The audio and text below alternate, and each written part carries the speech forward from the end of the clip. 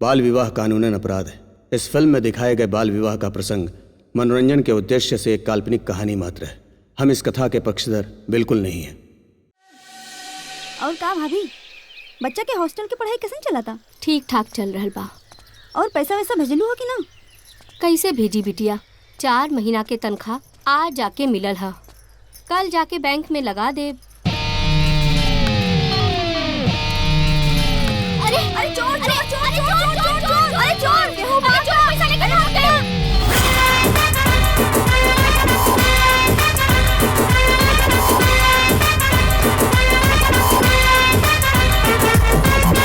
नारायण काका लड़का पैदा कैले बड़ा कि तूफान मेल। रोज रोज गांव में हुड़दंग मचा के रखले बड़े। आज तो हमरा सब्जी के टोकरी गिरा के भाग गईले। तोहार तो सब्जी गिरल था, तू ओरहन लेके आ गई। हमरा बारे में तो सोचो, हमार मेहरान नहात रहे स्नान घर में तो वैसे ही घुस गई ने। क्योंकि बेटी बहन के उघार देखल ठीक बात है। टटका गोबर में हमार मुंह घुसा दिहलस तोहार लइका। एकरा के समझावा ना तो हम गांव जवार के रिश्ता नाता के भुला के थाना में एकर कंप्लेन कर दे। हमरा नीचे से सीढ़ी गिरा के भाग गई, ऊपर से गिर जाती तो का हुई? दवाई के कराई बताई? एकरा के सुधार ली ना तो हमनी के सब मिलजुल के थाना में कंप्लेंट कर देल जाई। चुप चुप करा सब जने। एक एक करके शिव भैया के द्वारे पे उनका शिकायत लेके आ गईले।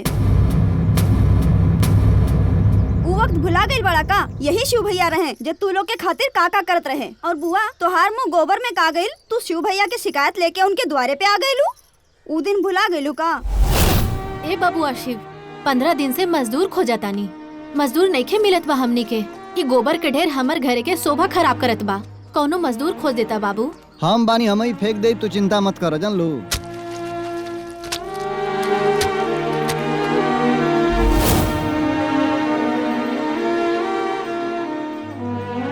का हो शैलेंद्र भैया, तू आ गईला शिव भैया के शिकायत लेके?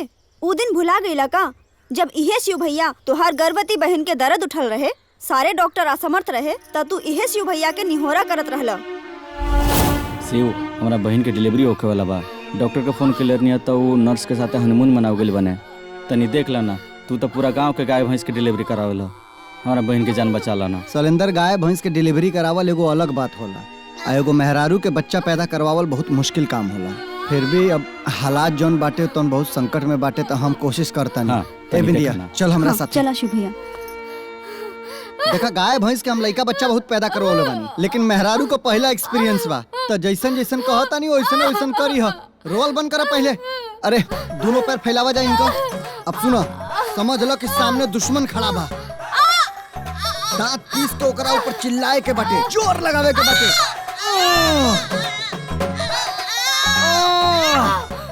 हाँ, एक बार और तेज, और कस के।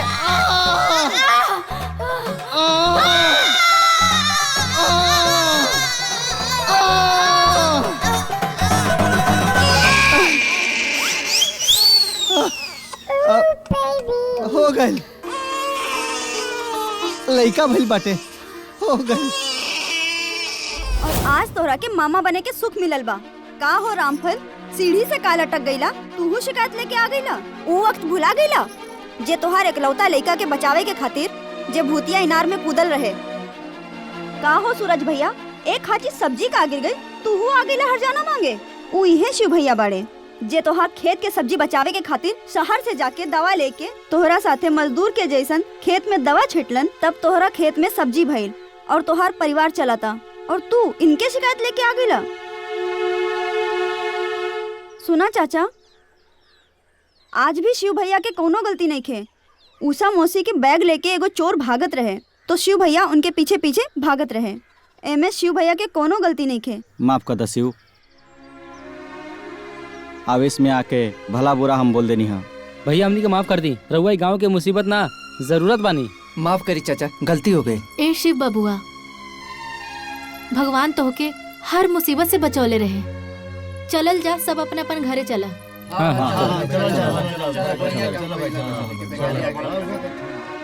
काहे के कुल शरारत करेलो? दुनिया भर के ओरहन आवता। बाबूजी, हमार मनसा तो लोग के मदद करे के रहेला। अबे लोग उनके नहीं समझ में आवत तो हम का करें। बबुआ ई जमाना ऐसने बा, इंसान अपना फायदा खातिर भगवान के शैतान और शैतान के भगवान बना देला। माई, हम जमाना के बारे में सोच के लोग के मदद कल तो नहीं छोड़ सकत ना। तोहरा से और बाबूजी से ही सीखले बानी कि जौन इंसान इंसान के कामे ना आवे वो इंसान ना जानवर कहाला। है ना? तारा के तो समझावल बेकार बा। कल टाउन चल जाइए, कुछ पैसा बा जाके बैंक में जमा कर दिया। ठीक बा।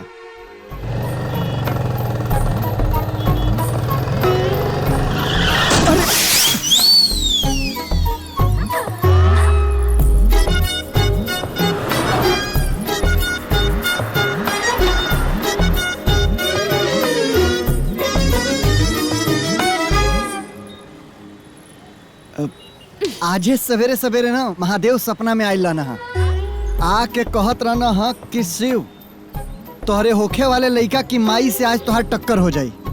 सुना ना, ब्याह करबू हमसे। अब यू इडियट। अब हेलो, ए सुना ना, ओए पूछीन करा से पूरा गांव में हमरे साली लौट रही है छेड़े खातिर। ओए पगलाइल बड़ा का?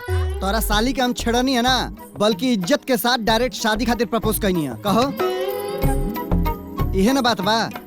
अरे रे तोर इतना हिम्मत की हमरा सामने ते बियाह के बात करबी? अरे बाबूजी, हम इनका से बियाहे के बात करत रहनी है।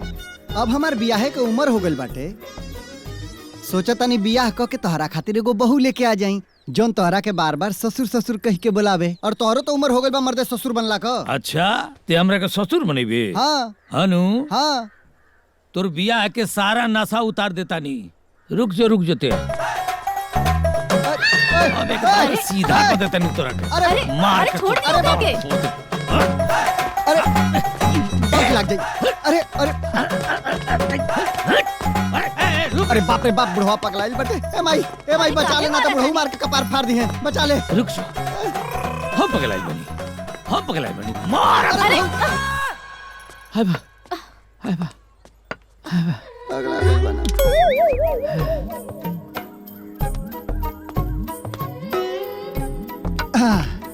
ए बाबूजी, एगो बात बतावा। जब कभी हम गलती करे नी तो तू हमरा के समझा बुझा के शांत हो जाला, लेकिन जब जब बियाहे का बात करे नी तो मरखावा साढ़ जैसे पीछे लग जाला। काहे से कि एगो शादीशुदा इंसान के ब्याह के बारे में सोचल भी पाप होला। शादीशुदा आदमी? ए माई, हाय देखबे रे बुढ़ऊ कैसन बात करता ना। सही कहता नी। जब ते 6 महीने के रहले तबे तोर ब्याह हो गई। अब क्या करा से बाबूजी? जाने की चाहता रे? चल हमरे साथ, आओ चल हमरे साथ, चल।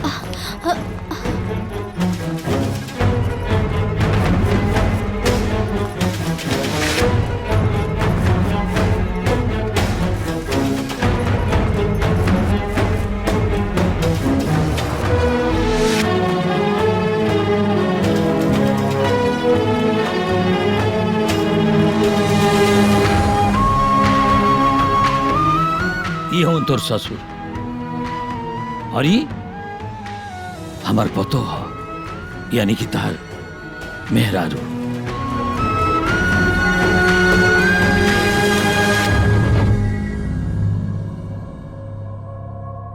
पच्चीस साल पहले हमार सबसे करीबी दोस्त गिरिराज के बेटी से तार ब्याह भई रहे।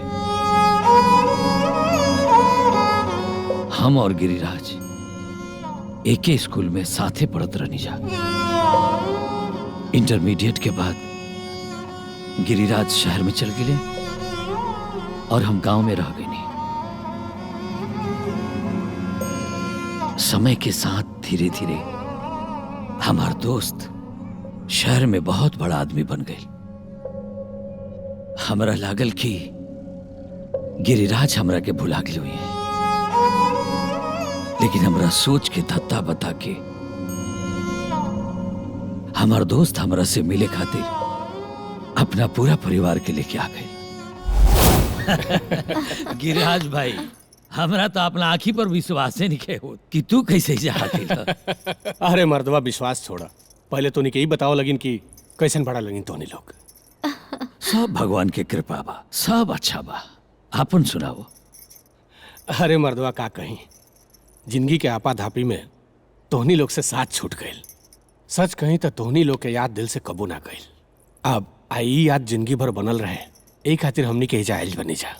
हमरा समझ में नहीं आओ तू कहे क्या चाहत रहो। देखो, दरअसल हमनी के दोस्ती के रिश्तेदारी में बदले के चाहता नहीं जा, ताकि ये दोस्ती के डोर जिंदगी भर बनल रहे। यार तू का कहता रहा, हमरा वो समझ में नहीं आवत। देखो मर्दवा, भगवान तारा के एगो बेटा दले बड़ा, हमरा के एगो बेटी है। अच्छा, तो हम ही चाहता नहीं कि हमरा बेटी के अपना घर के बहू बना लो। बहू? हे भाई, ई बच्चन के ब्याह करे के उम्र बा। अब अरे मर्दवा, हमनियों के जमाना में तो लड़कन के ब्याह होते रहे हैं। एक बार तू हाँ तो कहो। तब वो जमाना कुछ और रहे, अब जमाना कुछ और बा। बड़ भैला पर रिश्ता ना मानस हो तो अब। अरे ओकर चिंता तू मत करा, ये हमनी के लइका बड़ा सन का हो, हमनी के जौन कहेम सन उहे करिया सन, बस तू हाँ करता। देखो, हमनी के दोस्ती के रिश्तेदारी में बदल के एगो दोस्ती के नया मिसाल कायम करे के चाहता नहीं। ए जी, का सोचा तानी? देखी, हमनी के लइकन के जौन बचपन से शिक्षा दिहब जा, लइका उहे सब करी। हमके ये रिश्ता से कोनो एतराज नहीं खे। हाँ भाई साहब, ये रिश्ता के हाँ करके ना कबो खत्म ना होखे वाला बंधन बांधी। ठीक बा, जब तारा लोग के ये विचार बा तो हमारा का एतराज हो सकेला। ला, हो गया रिश्ता तय। ला, अपना से डायबिटीज ना हो जाए तारा। खा।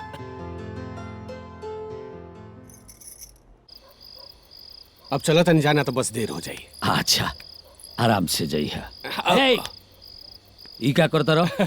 अरे यार, तू बेटा बाड़ा, हमनी के बेटिया बानी जा। अब तो जिंदगी भर तारा सामने झुके के बा।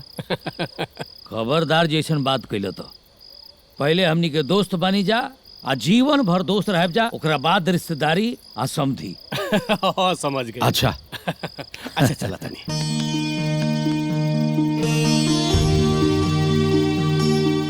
अच्छा सुनो, हम कहत रहनी हो, जब तले हमनी के लइकन के पढ़ाई पूरा ना हो जाए तब तले बारे में एकनी के ना बतावल जाए। बहुत बढ़िया सोचला है, जब एकनी के कैरियर बन जाई तब एकनी के गाँव ना हो। ठीक बा, चलो।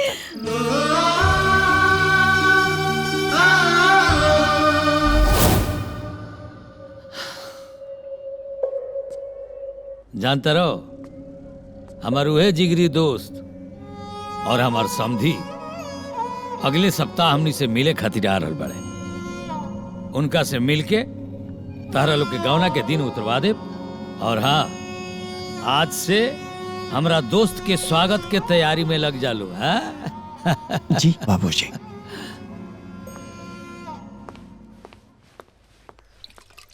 बेटा शिव, धनकुट्टी में तनी चल जा। जोधा से कहनी है कि 5 किलो मिर्चाई धान के बढ़िया चिवड़ा कूट के रखिया। चिवड़ा तो भोर ही आगल रहे बाबूजी, भैया लेके आगल रहलन। अच्छा, आ ताजा गुड़ के भेली लिया कि ना हो? जी आ गइल बाटे। देखा, हमारा दोस्त के ये कुल देसी चीज बहुत पसंद है ना? अच्छा जी, सुनी ना, वो लिट्टी के साथे खाली मरचा के अचार रखी कि और ही कुछ बना दी? ना ना ना, देखो, आदि के अचार आ मुरई के अचार ओकरा साथे रखो। गिरिराज लिट्टी के साथे अचार बहुत खाला। आ सुनो, पानी वाला दही मत दियो, छाली वाला दही दियो, ना तो खोइबे ना कोई। हाँ ठीक बा। याद देखी रखियो। रहुआ चिंता मत करी, रहुआ नहाय धोआय के तैयारी करी, सब शिव बेटा संभाल ली।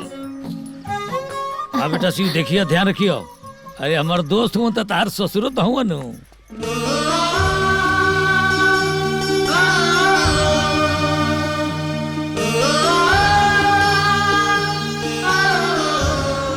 अरे सुना लो, हमारा आगे संहतिया। हाँ भैया,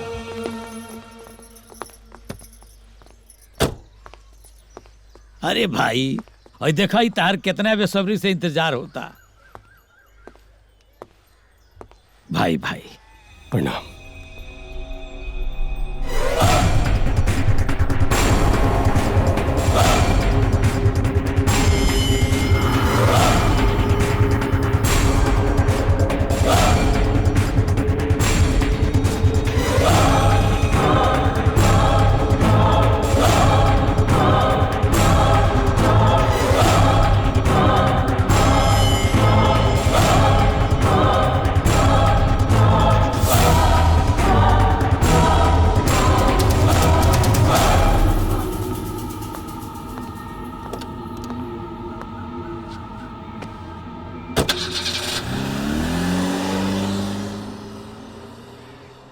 ए जी का भइल? उ समधी जी आईनी और तुरंते चल गई नी, कोनो बात बा का? अरे कुछ ना हो, अपना बेटा के हम दूसर ब्याह करब।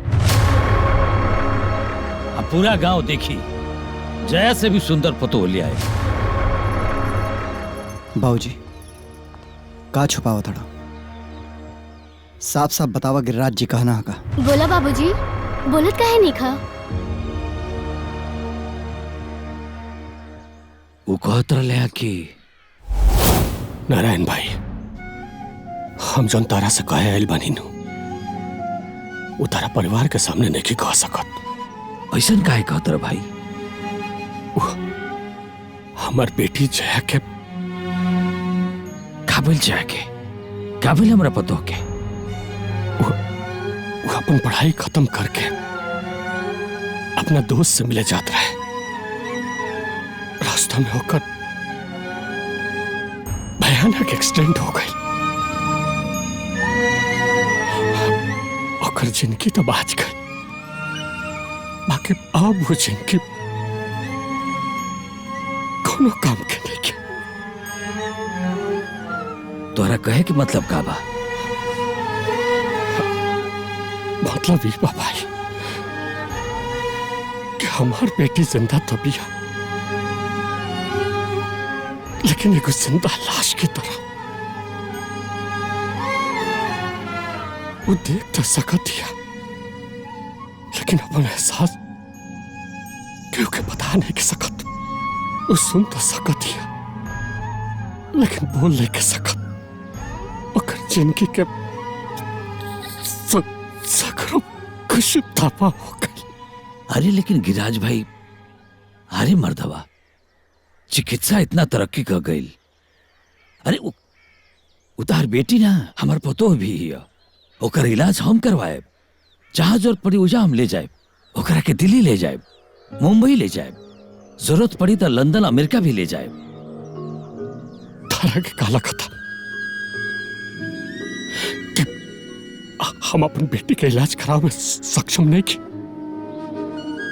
लेकिन अब कुछ नहीं हो सकत भाई। डॉक्टर लोग साफ मना कर दिले बा। उन लोग का कहना बाकी वो जिंदा तो रही, लेकिन एगो लाश बन के ओकरा जिंदगी के कोनो मतलब नहीं के रह गई। बस भाई, हम तरह से खाली ये कहे आइल बन कि हमारा बेटी के इंतजार में अपन बेटा के जिंदगी खराब मत करिया। ओकरा के कहीं और ही कोनो बढ़िया लड़की से ब्याह कर दियो। हम अपना बेटी के जिंदा लाश की तरफ देखो दुनिया से चल जाए। हमरा के माफ कर लो।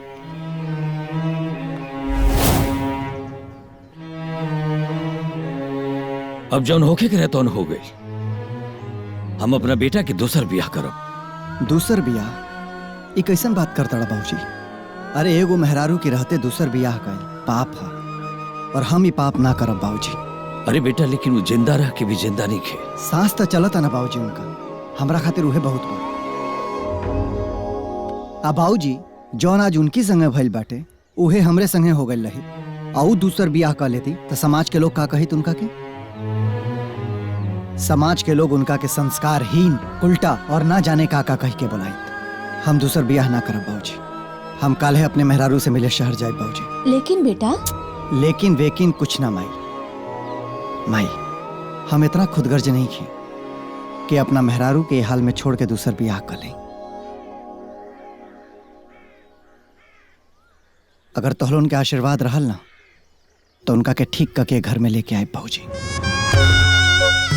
भैया, आज हमरा के गर्व होता कि तोहरा जैसन भाई हमरा लगे बाटे। भगवान तहरा विश्वास के बनौले रहे बबुआ। वाह बेटा, देख लो लक्ष्मी, भगवान भोलेनाथ के कृपा से अपना घर में शिव ऐसन औलाद पैदा भेल बा। बेटा तू कल भोर ही निकल जा।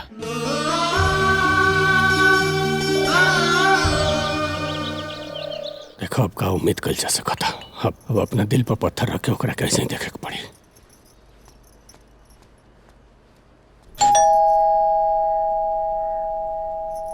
अरे ममता, तनी देखा दरवाजा पे के बा? जी मालिक। ये रउआ के हई? हम शिव। अच्छा।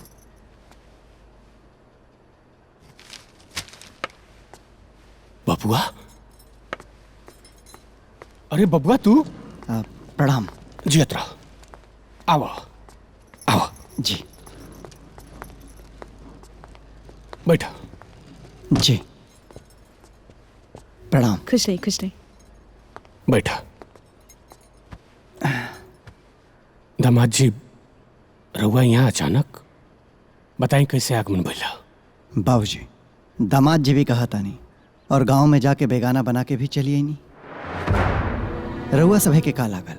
रउआ जाके कह दे कि हमरा धर्म पत्नी के तबीयत ठीक नहीं है और हम दूसर बियाह करके दूसर लड़की के संगे जीवन जी ले। हरगिज ना। लेकिन दामाद जी। लेकिन वेकिन किंतु परंतु कुछ मत कहीं। जल्दी से हमके हमरा धर्म पत्नी से मिला दें। हम उन्हीं से मिले आयल बानी। चली। जया की हालत आपसे देखल न जाए दामाद जी। काहे माता जी? खाली उनका शरीर ही उनका साथ छोड़ ले बना। अगर उनका चेहरा भी उनका साथ छोड़ देले रही तो हम वही चेहरा से प्यार करती, वही चेहरा के साथ अपन जीवन बिताती। बुझाई? लेकिन दामाद जी, जया एगो बेजान जिंदा लाश की तरह बाड़ी। अब वो बेजान लाश में रउआ अपन खुशी मत तलाशी। बाबूजी, हम वो बेजान लाश के साथ ही जीवन जियल चाहता नहीं। बस रउआ उनका से हमरा के मिला दें। चली। ठीक बा। अगर और ये जिद बा तब हम अभी जाके जया के बताओ तनी कि रउआ उनकर पति है। ना ना ना ना, रउआ उनका से मत बताई कि हम उनका पति हैं। काहे से कि हमरा के का जानी काहे ऐसा लागत आटे कि हम अपना प्यार, अपना लगन, अपना मेहनत से एक दिन अपना धर्म पत्नी के जरूर सही कर देब। और जहिया हम उनके सही कर देब ना, तहिया हम खुद उनसे बताए कि हो देखा, हम हैं शिव तोहार पति। लेकिन दामाद जी, जया एगो भले बेजान लाश बाड़ी, लेकिन वो सबके सुन सकेली, सबके देख सकेली, सब कुछ समझ सकेली। हमका के का बताएं कि रउआ के हैं? रउआ सब एगो काम करें, उनका से कह दे कि जया इस शिव हमें और हमनी के तोहार देख रेख करे खातिर इनका के बुलौले बनी जा। अब जल्दी चली सब, हमरा के हमारी धर्म पत्नी से मिला दे। ठीक बा। चले।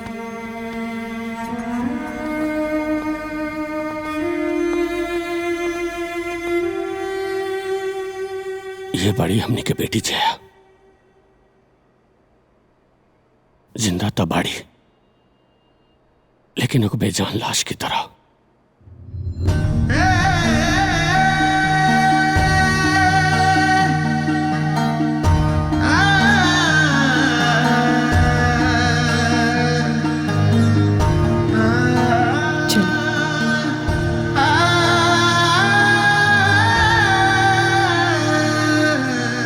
जया, अब बेटा ये शिव हवन, आज से तार देखभाल सेवा सत्कार ये करियन।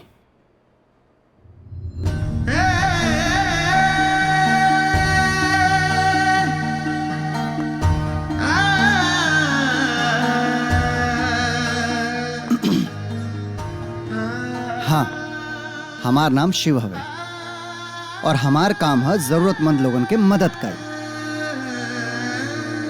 एगो खासियत भी बा हमरा लगे, वही कि बिना पढ़ले लिखले हम डॉक्टर हैं। का बाटे कि गांव में केहू की गाय के बच्चा होवे के होखे, भैंस के बच्चा होवे के होखे, चाहे गांव में कोनो भी लड़की मेहरारू के तबीयत खराब हो जाओ तो लोग डॉक्टर से पहले हमरे के बुलावेला। और अचंभा के बात ई बाटे कि हम लोगन के ठीक भी कर देनी। तई तो भइल हमार परिचय। अब रउआ हमरा के अपन परिचय दे दी। ओके ओके ओके, हमरा कोनो जल्दी नहीं है।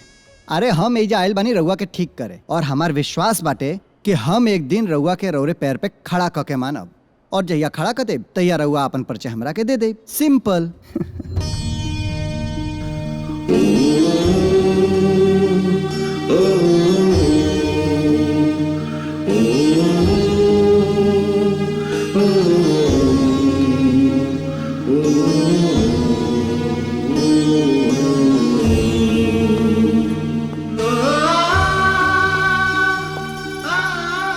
अरे सासू माँ कहाँ जाता नहीं? उ जया के स्नान करावे खातिर। बिना मालिश के लिए स्नान? मालिश? हाँ महाराज, जया के जौन स्थिति बा ना, वो स्थिति के देखते हुए मालिश बहुत जरूरी बा। वैसे भी भोजपुरी में एगो कहावत बाटे कि काजू में गुण 1 है, तेल में गुण है 8, कई बीमारी दूर करे बनी रहे जीवन की ठाट। अर्थात आज के बाद जया का सबसे पहले मालिश होई, एक्यूप्रेशर होई, ओकरे बाद होई स्नान ध्यान। लेकिन दामाद जी, रोज रोज मालिश करी कौन? अरे हम करम महाराज। एक्यूप्रेशर में या मालिश में हमरा के महारत हासिल बा। अपने गांव में ना जाने कितना लोगन के हम बीमारी दूर करौले बानी। वैसे भी माता जी, पुराना जमाना में ही आजकल के डॉक्टर तो रहना सना, अंग्रेजी दवाई तो रहे ना, तजे हमनी के ऋषि मुनि लोग रहे। यही प्राकृतिक उपचार से, यही मालिश से लोग के बीमारी सही करे, लोग के जिंदा कर देवे। तो आज के बाद जया बाद में नहीं है, पहले होई उनके जबरदस्त मालिश। तई रउआ हमरा के दे दें, हम लेके चलतानी। रउआ करुआ तेल में 10-12 गो लहसुन इतना अजवाइन डाल के बढ़िया से पका के लेके आई हैं। अच्छा ठीक है, चल जल्दी ले आई।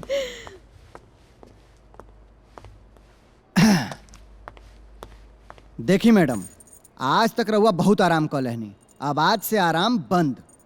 अब रोज सवेरे नहिला के पहले आपके पहले मालिश होई, ओकरे बाद होई स्नान ध्यान। चली अब उठ के बैठ जाई। आराम से। बहुत गरम बा। अब जौले हम मालिश करतनी तौले रउआ जाके जया मैडम खातिर बढ़िया पालक के सूप बनाई। ओ का बा ना, पालक में भरपूर मात्रा में आयरन होला, जौन हड्डी के मजबूत बनावेला। ठीक बा? ठीक बा। हाँ, एगो बात बताई मैडम जी, तेल में ऐसन ऐसन खासियत होला ना जौन मानव शरीर खातिर बहुत लाभकारी है, बहुत ज्यादा। देखब ये तेल के मालिश एक दिन ऐसन खेला करी कि रउआ अपना पैर पर खड़ा होके ना यही आंगन में नाचब।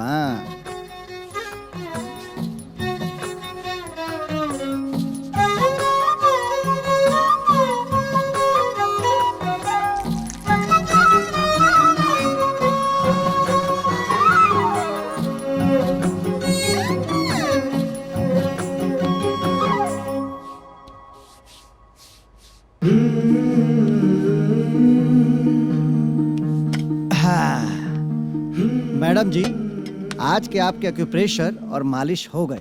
अब रोज ऐसे ही होई आपके साथ है। हाँ मैडम जी, वैसे को बात कही, रउआ ना बड़ा फिट लागत नहीं और बहुत सुंदर भी, बिल्कुल कोनो हीरोइन के जैसे। लेकिन एगो कमी बाटे।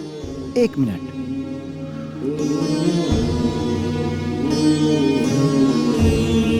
हाँ, अब भइल ना बात। मैडम जी, रउआ इतना खूबसूरत लागत नहीं, इतना खूबसूरत लागत नहीं कि इंसान का रउआ पता देवता भी फिदा हो जाए हैं। बस मेरे मैडम पे केहू के नजर ना लगावे।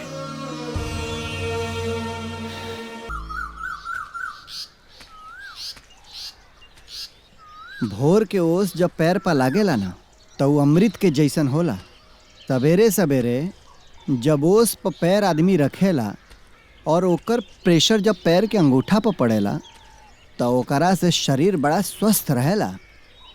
आ जानता नहीं, ओस पर नंगा पैर चलाला से पैर के नीचे के जौन कोमल कोशिका होला ओकरा से जुड़ल मस्तिष्क के तंत्रिका जौन बा वो शरीर खातिर बहुत लाभदायक होला। त ऐसे रउआ के रोज चले के बाटे। हाँ। ओह, अबे 2 राउंड और लगावे के बाटे मैडम जी। ओकरे बाद चल के जूस पी के आराम कर लेब रउआ। और काल से ई एक्सरसाइज रोज रोज सवेरे करे के बा। हाँ।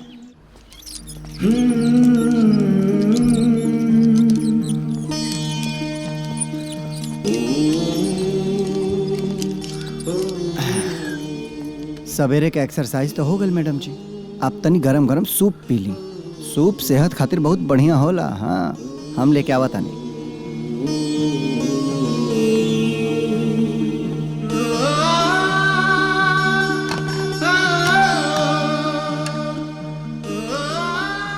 तारा का लागता बेटा? तारा इतना जीवन खपैला से कई ठीक हो जाइए? बाबूजी, हमार विश्वास बाटे कि हमार जया एक दिन पक्का ठीक हो जाए। वैसे भी हम कल से उनका साथ है डबल मेहनत करब, डबल एक्सरसाइज, डबल। हाँ, देखब एक दिन जया के उनके पैर पर खड़ा करके ना दौड़ौनी ना तो हमहू गांव के शिव ना। हाँ।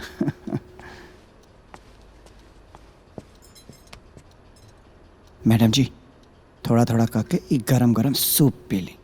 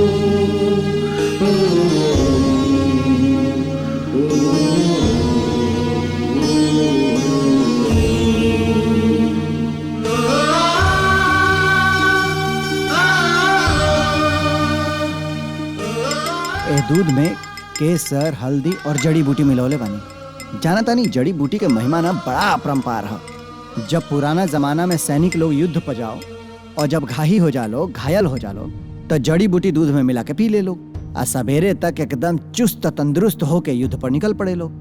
ता ई जब धीरे धीरे रउआ पियब ना तो रउआ भी चुस्त तंदुरुस्त होके चले लागब। बहुत बढ़िया।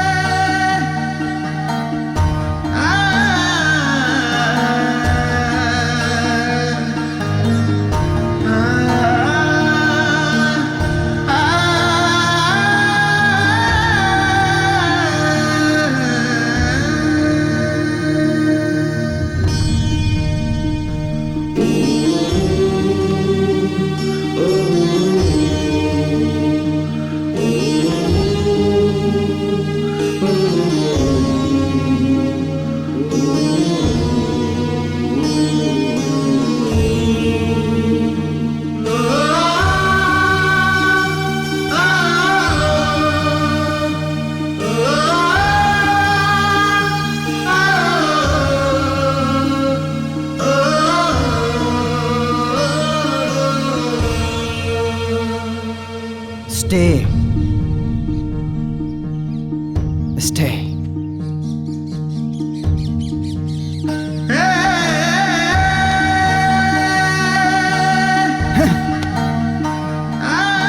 Stay.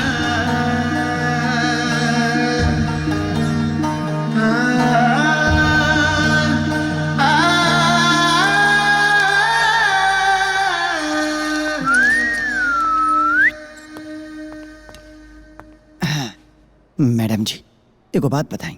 इतना दिन से और मालिश करतानी, सेवा करतानी, एक्सरसाइज करवावतानी, लेकिन आज ले कोनो बॉडी में इम्प्रूवमेंट ही नहीं है। जैसे बानी वैसे पड़ल रहतानी, खाली खातानी और सुततानी। अरे महाराज तनी दहिया हुइया हिलाई तब न चलल शुरू करब। आय देखी देखी रउआ के भगवान आँख दिल बना, ओहो टमाटर जैसे ऐसे ऐसे कह के देखत रहे नी त ये अखिए के चला दी। रउआ के अपने गांव के एगो स्टाइल सिखाओ तानी। गांव में जब लइका लइकी पटावे ना तो ऐसे आँख मारे ना देखी टॉइंग, और हम रउआ के दूसर स्टाइल सिखाओ तानी। ऐसे करी toing toing toing toing toing, एकदम ट्यूबलाइट की जैसे जब भी हवा में होला ना टुक टुक टुक वैसे toing toing toing toing toing करी टॉइंग टॉइंग ढिंचिक।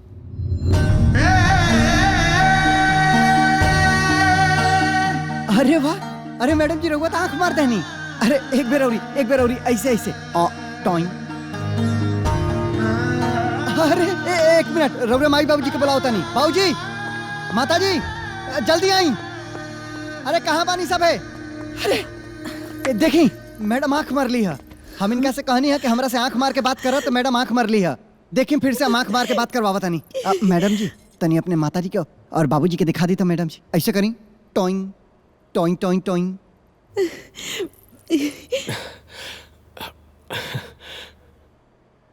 अरे महाराज अब दू बेर मरनी है, अब एको बेर ना मारा, एक बेर मारी ना।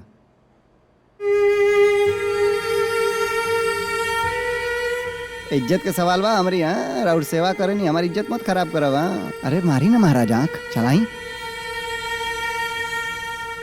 शिव रहे दे, व्यर्थ में कोशिश कईल बेकार बा। चली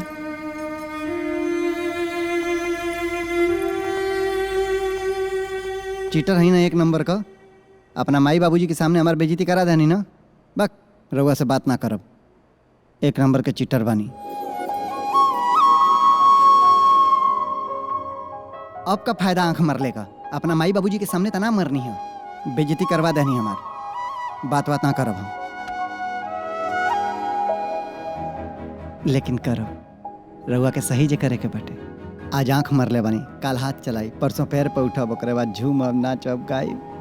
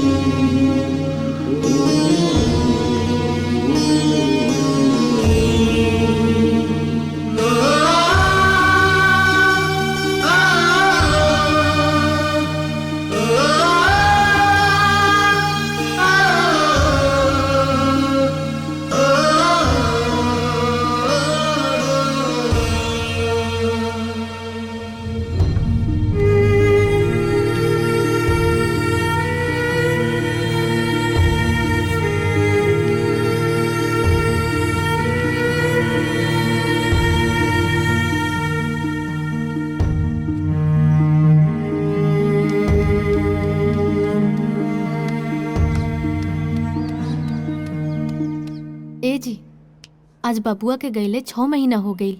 उ झूठो के जिद करके बैठल बाटे।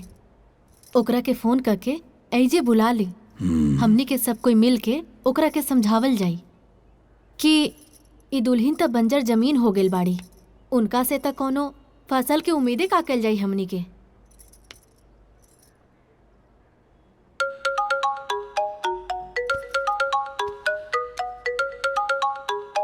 हमरा दोस्त के फोन है। हाँ दोस्त, का हो, का हाल बा?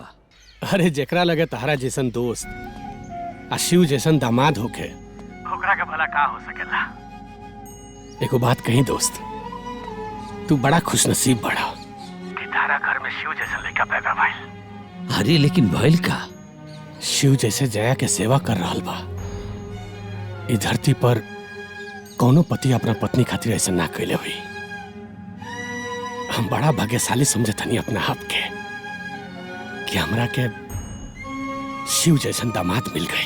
हाँ दोस्त, ये सब हमरा दिहल संस्कार के असर है।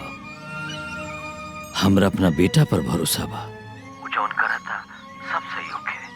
अच्छा सुना, तू अपन ख्याल रखियो, शिव से तनी कह दियो ससुरारी के साथे साथे अपना बुढ़वा माई बाबूजी के भी कबो कबो फोन कर लिहल करस। हाँ, हम बोल दे उनका के। अच्छा रखा था नहीं। अच्छा भाई, हमरा देखे से शिव के यहाँ बुला के ओकरा के परेशान कल ठीक नहीं के। उ जौन करे के चाहता ओकरा के करे दा। जाना तानी मैडम जी, फुटबॉल ना मर्दन के खेल होला, बहुत हिम्मत के खेल हई। औरत के करेजा कहाँ बाटे के फुटबॉल जैसन खेल खेले। औरत तब बस कमजोर होली, चुपचाप बैठ के तमाशा देखत रहेली। चली रहुआ तो हिम्मती लेकी बानी ना, मारी फुटबॉल के। का भइल मैडम जी, हिम्मत नहीं खे ना?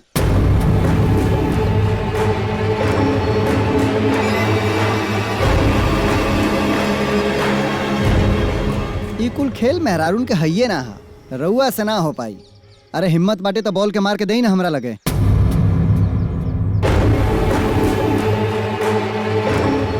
का भइल मैडम जी, नइखे होत?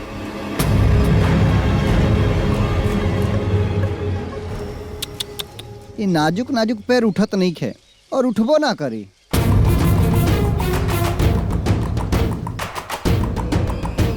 सही केहू कहले बाटे कि भगवान औरतन के कमजोर बनौले बाने, रउओ कमजोरे बानी।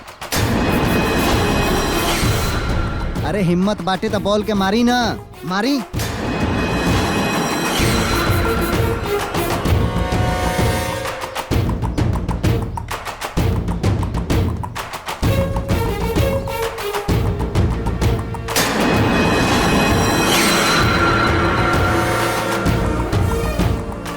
काबिल मैडम जी, हार मान लेनी? हाँ? इस समाज कहला के लड़की मेहरारू कमजोर होली सन, गलत साबित कर दिए समाज के। हिम्मत करी, वका सकेनी। कम ऑन, हिम्मत करी मैडम जी।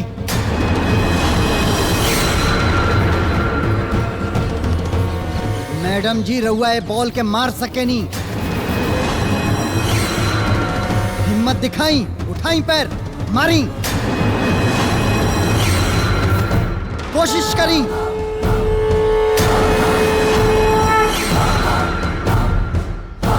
रउआ कह सकेनी मैडम जी, रउआ कह सकेनी।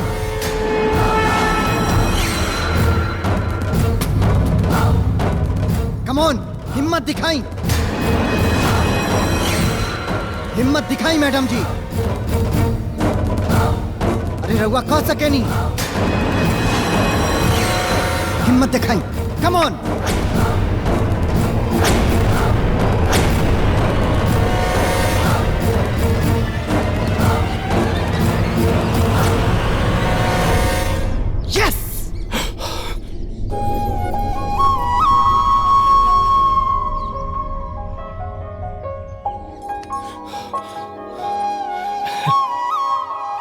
हमरा के पता रहे मैडम जी कि रउआ कर सकेनी, और हमरा के विश्वास बाटे कि रउआ अपना पैर पे एक दिन खड़ा होखब। जानता नहीं, जैया रउआ अपना पैर पे खड़ा होखब ना, हम रउआ के ऐसा सरप्राइज देब कि रउआ खुशी से झूम उठब मैडम जी, झूम उठब। चली भोलेनाथ, जाना तनी बचपन में जब हम अपना माई से कहीं कि ए माई हमार नाम शिव काहे के रखले बाड़े, त जाना तानी उ का कहली कि बेटा तू महाशिवरात्रि के दिने पैदा भइल बड़ा, यही से तोहार नाम शिव रखाइल बाटे।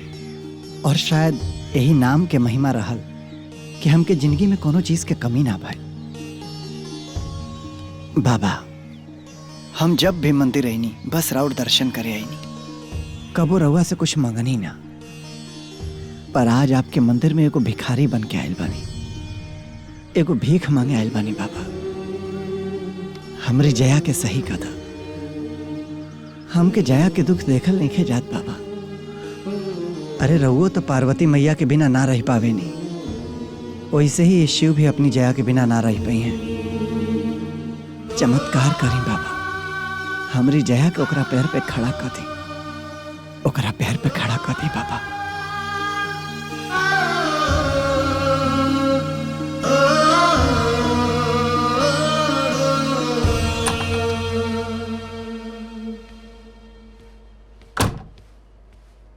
गुड मॉर्निंग मैडम जी। हमरे भाषा में बोली तो हर हर महादेव। जानता नहीं, हम भोले बाबा के मंदिर गए रहनी, अब भोले बाबा से कहनी है कि भोले बाबा कुछऊ कह के हमरे जया मैडम के ठीक कर दो। देखब हमार भोलेनाथ ऐसा चमत्कार करी है ना कि रउआ पहले जैसे हंसत खेलत कूदे लागब है आंगन में। हमरा के पता बाटे कि रउआ खड़ा होखल चाहतानी, दौड़ल चाहतानी, कूदल चाहतानी पहले के जैसे, पर रउआ अंदर आत्मविश्वास नहीं के। और जहिया आत्मविश्वास पैदा हो जाई तहिया रउआ चले लागब। वैसे रउरे आत्मविश्वास के बारे में तो पता नहीं है, पर हमरा के हमरे भोले बाबा पे पूरा विश्वास बा। वो एक दिन रउआ के जरूर खड़ा करिए, जरूर सही करिए। रउआ के भोले बाबा पे भरोसा बा ना? Very good. इलें थोड़ा सा प्रसाद खा ले।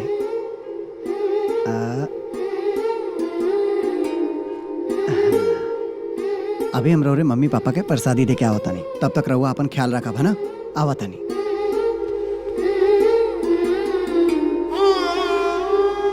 शिव जैसा नौकर भगवान सबके देव।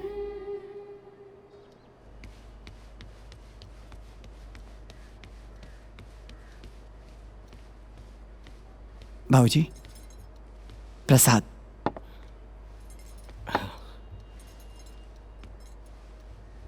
जी अतरा। दामाद जी। जी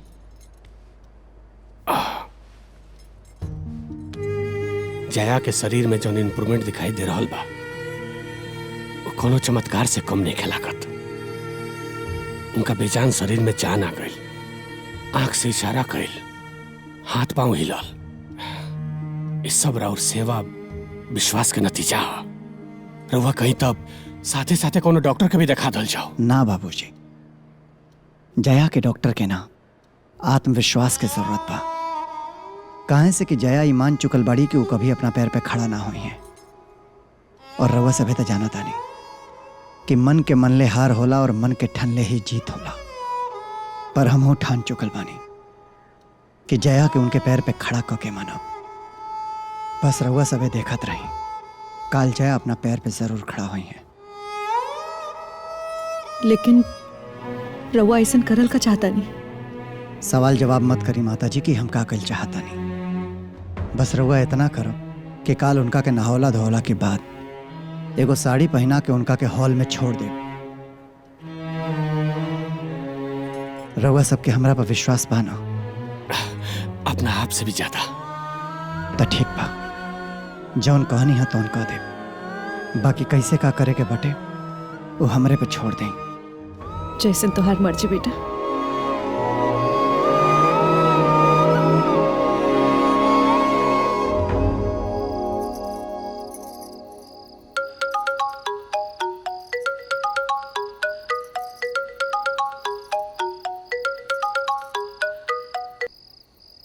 गोड़ लगाता नहीं बाबूजी।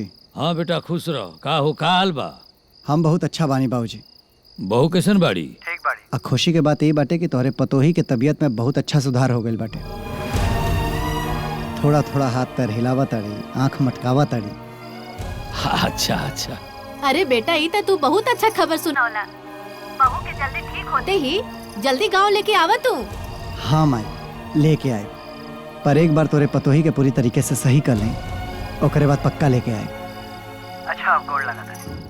खुश रह बेटा, खुश रह खुश बच्चा, रह। खुश रह। पहले से ठीक हो रहल बाड़ी।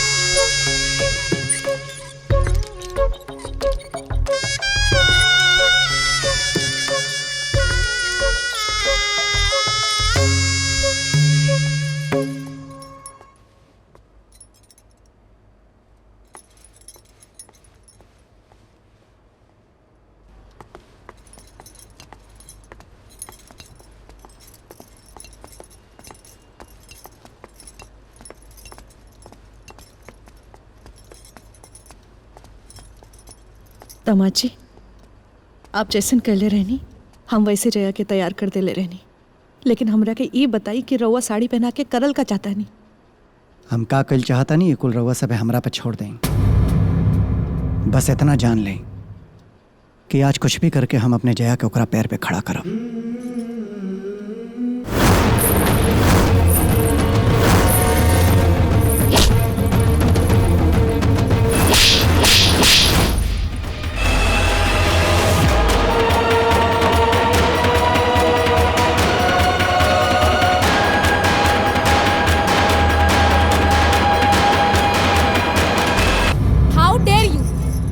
हिम्मत कैसे भइल हमरा साथ ही बेहुदा हरकत करे के?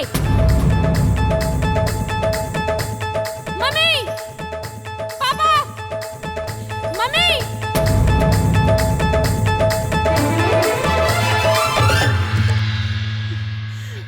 देखिए जी, जया जया ठीक हो गई। देखिए जी, हमनी के बेटी ठीक हो गई। हमार बेटी हमार ठीक भइला के छोड़ मम्मी, पहले ही बदतमीज आदमी के धक्का मार के घर से बाहर निकाला। इ नीच इंसान हमार शारीरिक हालत के फायदा उठा के हमरे साथ जबरदस्ती करत रहे। तू का कह रहल बाड़ू? हम सच कह रहल बानी पापा। इ गलीच इंसान की सच्चाई बता रहल बानी,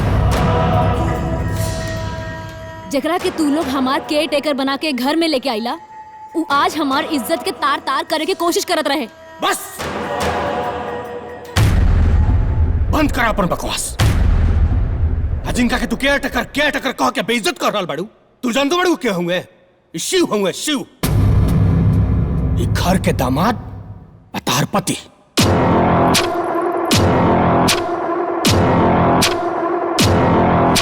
का? हाँ बेटी, जब शिव की तारा हालत के बारे में पता चला तो वो अपन सब कुछ छोड़ के तारा के सही करे खातिर एजा आ गईला। और हाँ, इस शिव की त्याग और परिश्रम रहे जो तू अपन पैरों पे खड़ा होके बकवास कर रहल बाड़ू। कि तू का कह रहल बाड़ू मम्मी? तहार मम्मी बिल्कुल सही कहा तारी। तू सच जानतो बाड़ू, जब तू 6 महीना का रहलू, बचपन में ही तार शादी शिव से हो गई रहे। तुहार एक्सीडेंट भइला के बाद डॉक्टर हमनी के जवाब दे दिल रहले कि तू अपना पैर पर कबो खड़ा ना हो पाइबू। ओइसे हम शिव के घरे गईनी, इनका बाबूजी से कहानी के हमरा बेटी की उम्मीद छोड़ता लगे, अपना बेटा के कहीं दूसर जगह ब्याह कराता लगे। लेकिन ये ना मन ले, कहले कि ना बाबूजी, वो जैसन भी बाड़ी, जौन भी हालात में बाड़ी, हमार पत्नी है। हम उनका साथ है वैसे ही जी ले। इनके त्याग, बलिदान और सेवा के नतीजा हो कि आज हमनी के आंख के सामने तू इतना खड़ा बाड़ी। वाह पापा वाह, तू अपन दोस्ती निभावे खातिर हमार शादी तब कर देला जब हमरा के सोचे समझे के समझ में ना रहल। गलती तू लोगन कैला जा और चाहत रहा कि तू लोगन की गलती हम स्वीकार कर ली। हम ये आदमी के अपन पति कभी ना मान सकीले। हम उस शादी के कबो न मान सकता नहीं, जे शादी के बारे में दुल्हन के पता भी नहीं थे।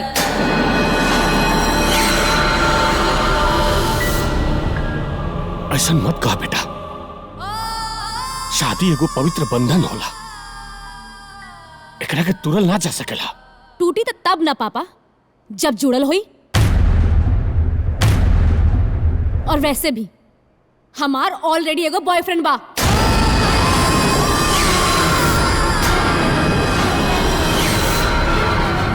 हम तो ओकरे से मिले जात रहे जे दिन हमार एक्सीडेंट भई।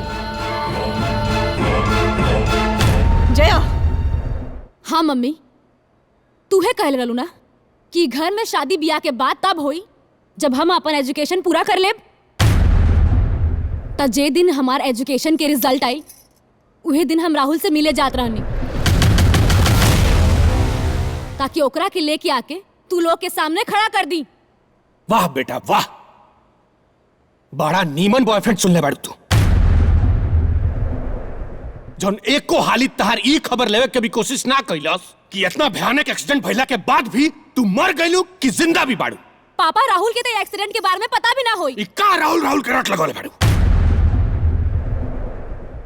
तू शिव के ब्याहता हो, एगो ब्याहता औरत के जबान पर कोनो गैर मर्द का नाम आयल भी पाप होला। तू लोगन के कहला से हम अपना आप के ब्याहता ना मान लेब और ना इनके अपन पति। हमार शादी जब भी होई राहुल के संगे ही होई और ये हमार आखिरी फैसला बा। अगर ये घर में कोई हमारे साथे जोर जबरदस्ती करी तो हम ये घर के छोड़ के हमेशा खातिर चल जाइब, ना तो हम अपने आप के खत्म कर लेब।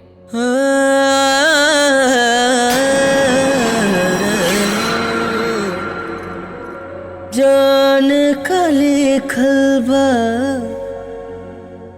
अपने तकदीर में। हमने के माफ कर दे बेटा, हमने के अपना बेटी के सही परवरिश अब संस्कार ना दे पानी जा, माफ कर दिया। अपने आप के दोषी मत समझिए बाबूजी,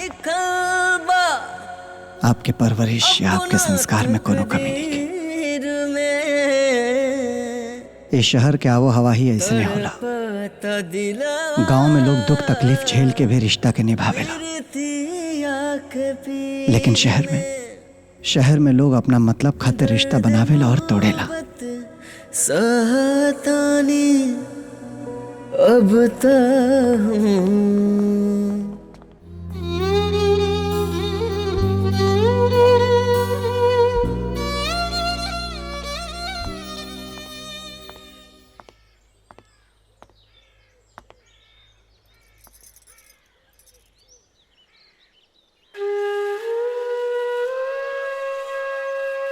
रिश्ता जोर जबरदस्ती ना दिल से बनेला।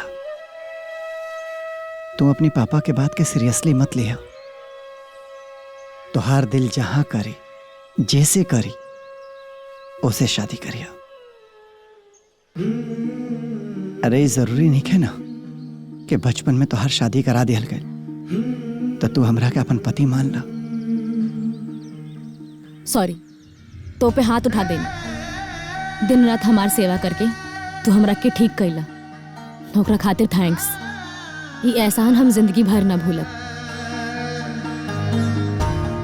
ये एहसान के बदले तोहरा से कुछ मांग सकता नहीं का। हाँ, अगर वाजिब हुई तब हम सोचा।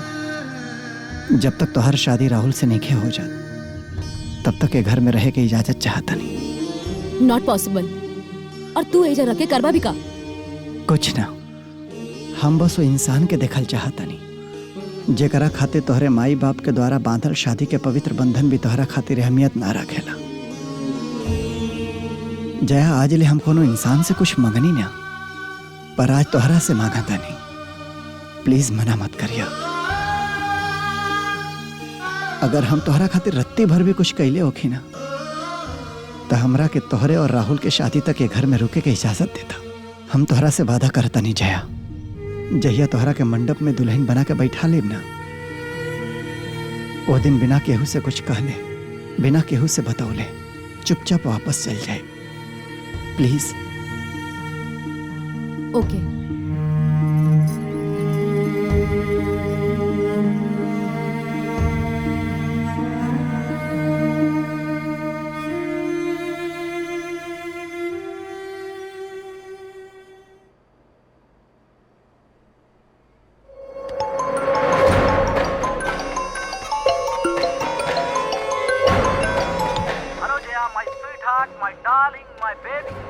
तू यकीन न करबो हम तोरा के कितना मिस करतानी। चल झूठे। अरे तोहार क्रिया सच में कहाँ रहलू यार इतना दिन से? ना कोनो कॉल ना कोनो मैसेज, कहाँ गायब हो गेल रहलू? अरे पागल, हमार एक्सीडेंट हो गेल रहे। Oh my God. और तू बड़ा के एको बार पूछबो ना कैला। तू अभी ठीक बाड़ू ना? हम तोरा के कॉल भी कैली, मैसेज भी कैली, पर तोहार कोनो रिप्लाई ना, और तोहार फोन हमेशा स्विच ऑफ आवत रहल। अभी तू कैसन बाड़ू? अभी हम ठीक बानी, बाकी बात हम मिल के बताई। तो एक काम करा ना, हम दोस्तन के संगे ना फार्म हाउस पे पार्टी कराइल बानी, तू आ जा, बहुत मजा आई। हम काले तोरे से मिले आए। पक्का तू आओ ताड़ू ना? Yes baby. Love you baby, love you, come here. Love you two.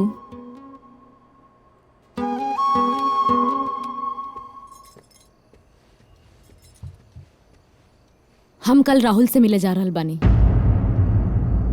तारा कहीं गईला के जरूरत नहीं है। हम पूछे ना आयल बानी, बतावे आयल बानी। जया, पागल हो गेल बाड़ू? हाँ, तारा हालत अभी कहीं जाए लायक नहीं खे। मम्मी, हमार चिंता करे के कोनो जरूरत नहीं खे, हम बिल्कुल ठीक बानी। जया जब राहुल से मिले जाइल चाहताड़ी तो इनका के जाए दें सबे, रोकी सब मत। और रहल बात इनका ख्याल रखे के तो हम चल जाए इनके संग है। हरगिज ना, हमके सहारा की जरूरत नहीं खे। जया, तू अभी अभी अपने पैर पे खड़ा भइल बाड़ू। हाँ, हम इतना बड़ा रिस्क ना ले सके। नहीं, तू कहीं ना जाइबू, बस। बिल्कुल सही। अगर तारा कहीं जाए गई बा तो शिव के साथे लेके जाए पड़ी। अगर शिव ना जइहन तो तोहरो जाए के इजाजत ना मिली। ठीक बा, लेकिन हमारे एगो शर्त बा, ओइजा केहू के पता ना चले के चाहिए। उ शादी के बचपन वाला नाटक। हम वादा करत हनी ओजा केहू के ना पता चली कि हमार और तोहर शादी भइल बाटे।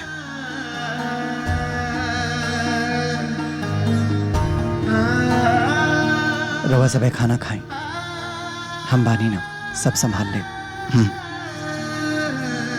देखा तू का करबा ना करबा ई तो हमनी के नहीं जाना चाह, लेकिन तारा पर इतना विश्वास बा कि तू जौन भी करबा ठीक है करबा।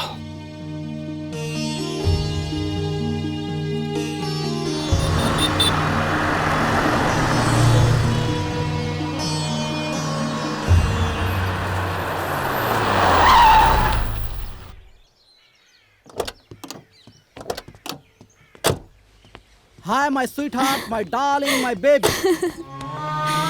How are you? I'm good.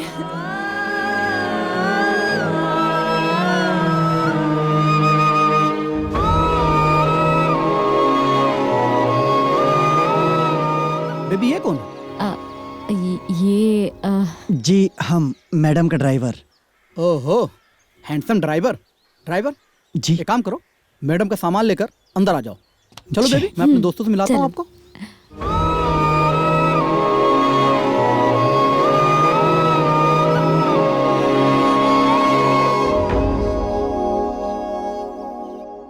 Hi guys. Hi. Meet my girlfriend Jaya. Hello. Hello. और ई बाड़ी हमार स्वीट बहन रूबी। हेलो। हेलो।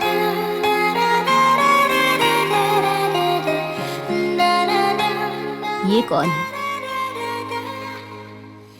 ये जया का ड्राइवर हमें। ड्राइवर, एक काम करा, मैडम का सामान उनके कमरा में पहुंचा दा, और पीछे जी एगो नौकर का कमरा बा, वहीं में रुक जाइए। और हाँ, शाम के एगो पार्टी रख ले बानी, और हम एगो नौकर बोलोले रहनी, पता नहीं काहे ना आइल। तू एक काम करिया, दारू वारू चला दिया, तोहार जोन भी 200-400 रुपया होई ना, वो हम पे कर देब। ठीक बा? जा। जी।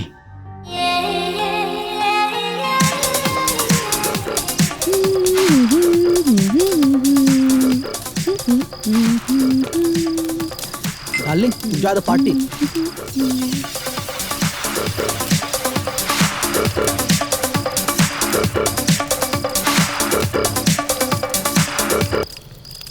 अरे देखा तनी एकर का हो गइल? चेक करा, बंद काहे हो गइल?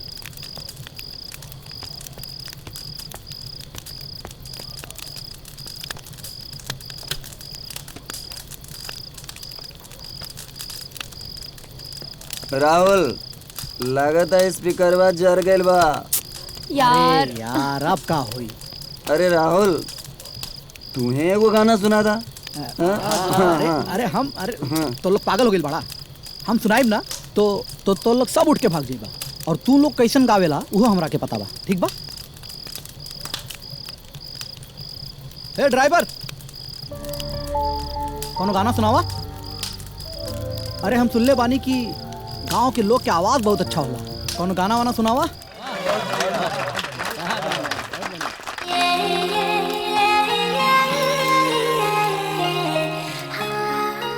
यार जया, कितना लक्की बाड़ू तू। इतना इंटेलिजेंट और मल्टी टैलेंटेड ड्राइवर तो होके मिलल बाड़े। एगो काम करा, ए ड्राइवर तू हमके दे दा। रियली यार, अगर ऐसा ड्राइवर साथ हो तो इंसान की जिंदगी 24 घंटे रंगीन रहेगी। हम सफर से थक गइल बानी, यही से हम सोते जा रहल बानी। ठीक बा, गुड नाइट। Good night. चलो गाइस, पार्टी ओवर।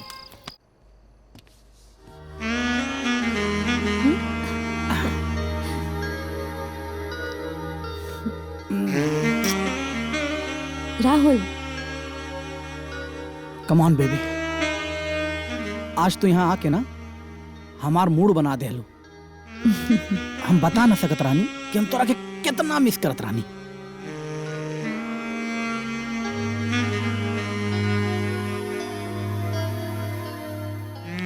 राहुल, अभी हमने के शादी नहीं के भाई। आजकल के जमाना में शादी के इंतजार के करेला यार। देखा, मौका भी बा और आज हमार मूड भी बा। आज हमरा के मत रोका। Rahul, try to understand. और वैसे भी सब कुछ तो तहार ही बा, लेकिन शादी के बाद। ठीक बा, love you. Love you too. Good night. Good night. By.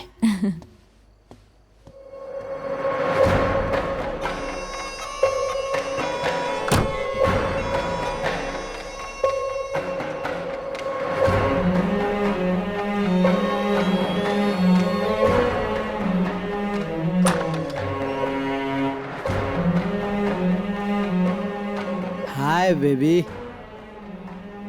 Come on.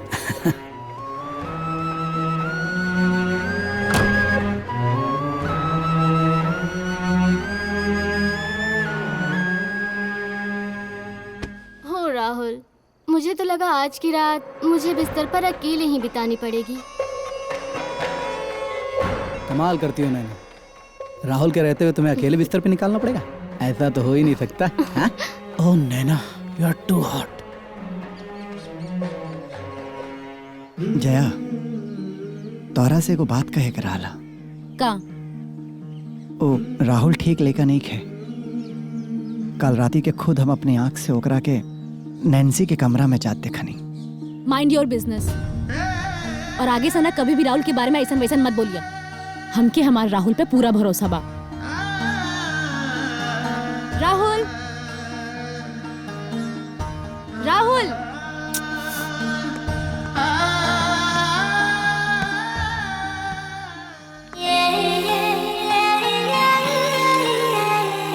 हे हैंडसम, बहुत अच्छा गाना गावेला तू। Thank you. I like it. Driver, गाड़ी निकाला। जी।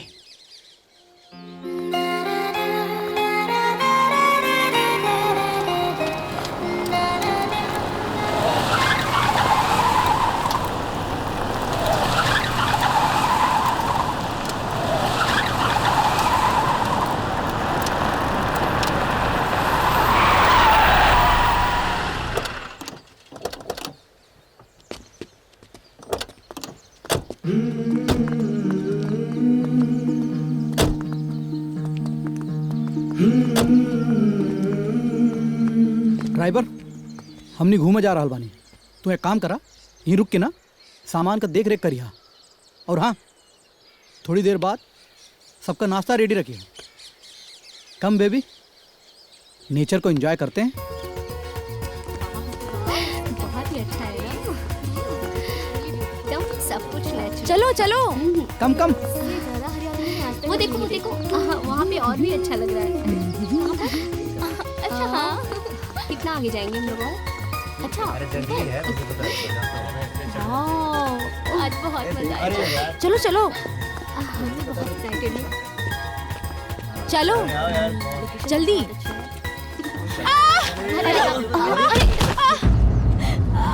राहुल, अरे का हो गइल? अरे इडियट, ऐसा बात अब ना बताई। का भइल जा?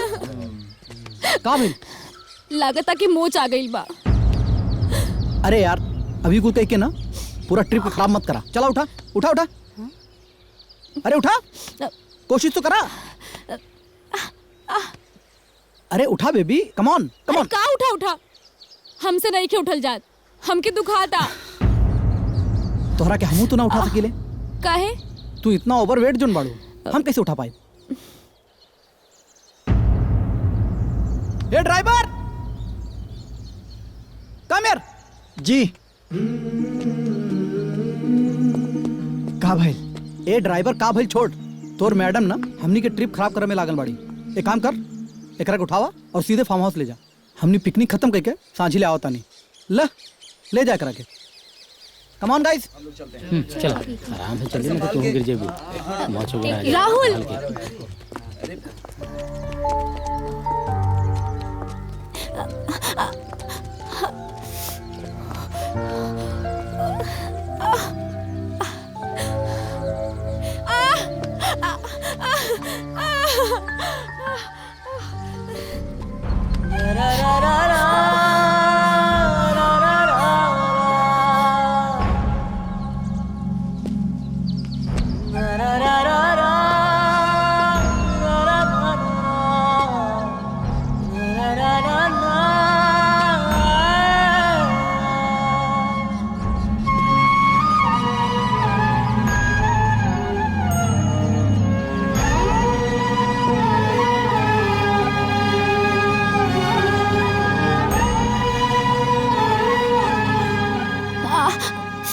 पैर में मोच आ गई बटे।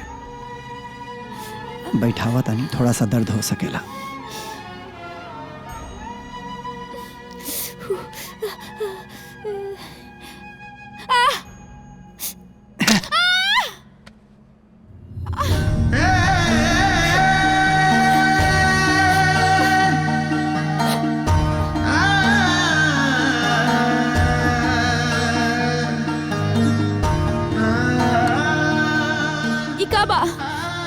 गर्म पानी में नमक और फिटकरी बाटे। एकरा से सेकाई कर दे तो दर्द में बहुत राहत मिली।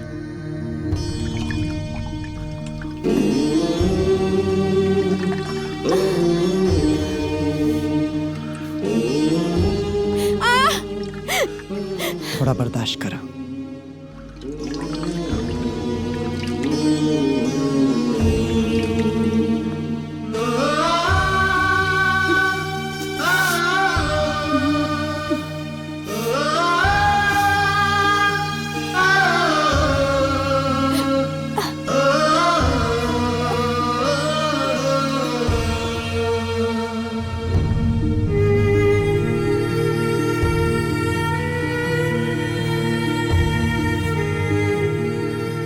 जया, ए पट्टी के गर्माहट से पैर के दर्द रात भर में छू मंतर हो जाए। कल सवेरे तक तू पहले जैसे उछल कूद कर सकेलू।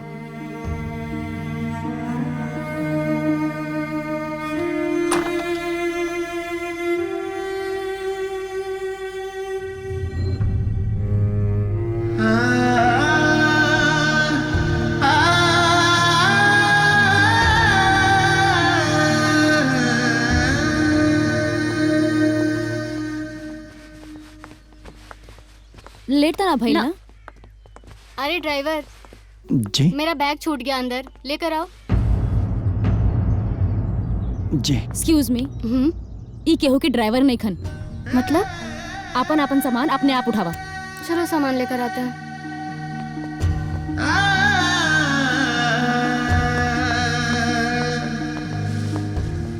Ready baby? यस। ड्राइवर गाड़ी निकालो। जी।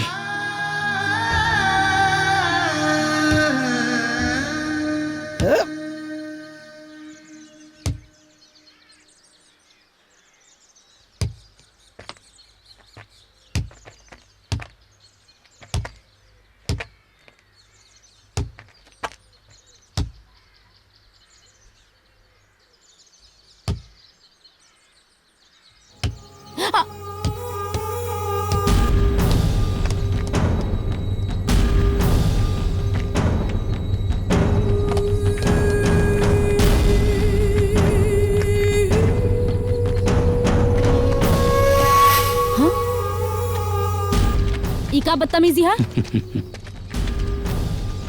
ए मैडम जी, जवन चीज हमरा पास आ जाला ना वो हमार हो जाला। काहे? तोहार बाप के राजबा का बोल दो हमार। मैडम जी बाप पे मत जाई। रुका हम देखा होता नहीं। अब तो तू हमरा पास आ गई हो, अब तू हमार हो गई। अरे जाए ना, ये सब लोकल है, छोड़ दा। लोकल है तब कुछ भी बकी। अरे अब बकब नहीं, पूरा मजा ले तोहर जवानी के। देखा देखा, छोड़ दा। का करता है यार? इको का करता? राहुल छोड़ना है का?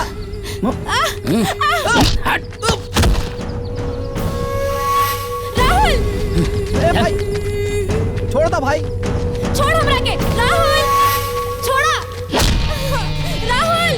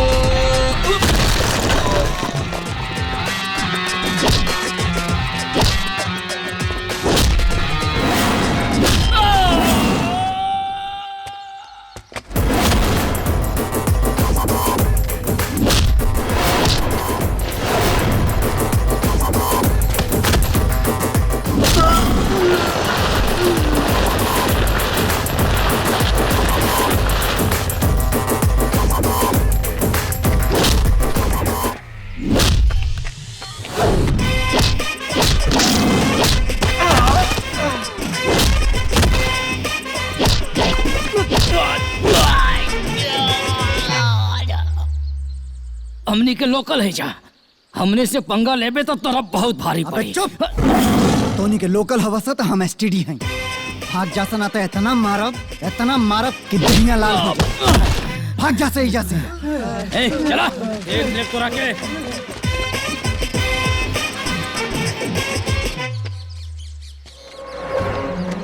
तू कौड़ी के ड्राइवर, तोरा के का जरूरत रहा लोग से पंगा लेक? हां का जरूरत रहा?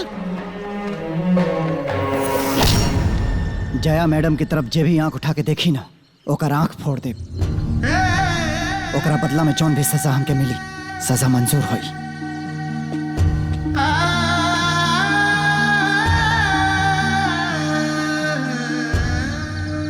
गाइस, ये जाहिल गवार ना लोकल लोगन से पंगा ले ले, काहे कि लोकल लोगन से झगड़ा कई के ना अब यहाँ ना रह जा सकेला।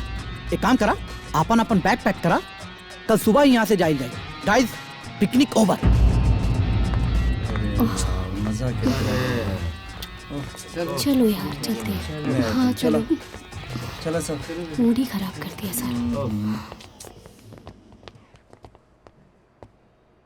रउआ जैसे चल काहे नहीं खिजात? इतना बेइज्जती के बाद रहुआ एजा रुकल काहे बानी? जाने कली चल जाए। अपने तकदीर में यहाँ से ना तोहरा जिंदगी से हमेशा हमेशा खातिर चल जाए। के पीर में दर्द पर एक बार तोहरा के मंडप में बैठावे के तोहरा से कई वादा पूरा कर ले, हमके प्यार बा फिर हमेशा खातिर चल जाए। सनम हमके प्यार बा सिर्फ तो से सनम।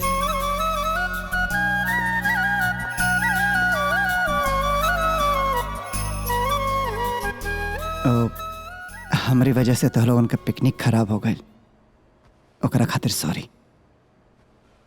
रहुआ अपने आप के दोषी मत समझी। काल रहुआ जॉन कुछ भी कहनी हूँ बदमाश के साथ है, बिल्कुल ठीक कहनी। इडियट वाला बात तो कल राहुल करत रहे। वो लोग के सबक सिखावे के बदले वो हमरे के समझावत रहे। वैसे काल खातिर थैंक्स।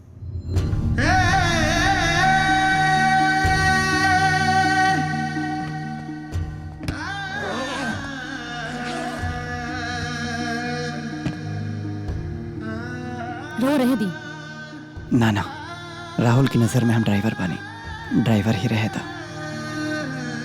यह तोहरा खातिर और तोहरे प्यार खातिर सही रही।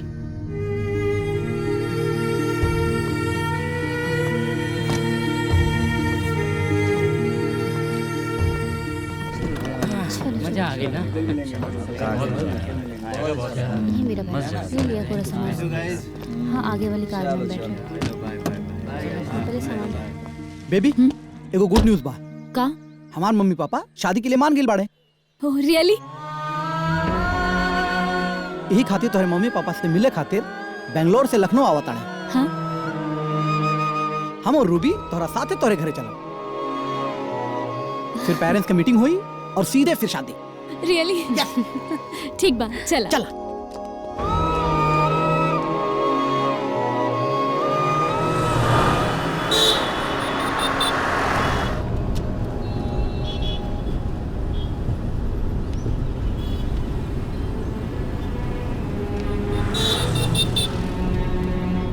क्या हुआ?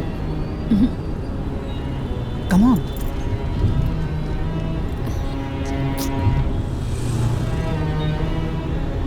What happened? Nothing. Come on.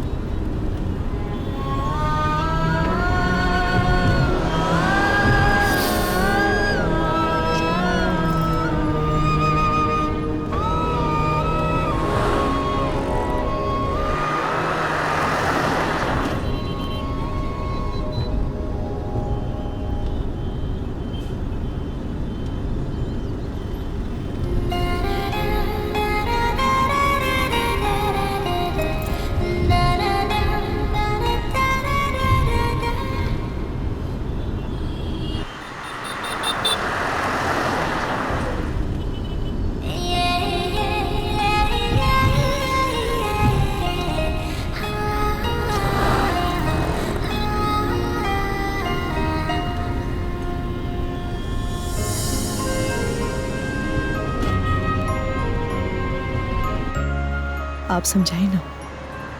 कितना बार समझाने होकर के, लेकिन आ गई लो।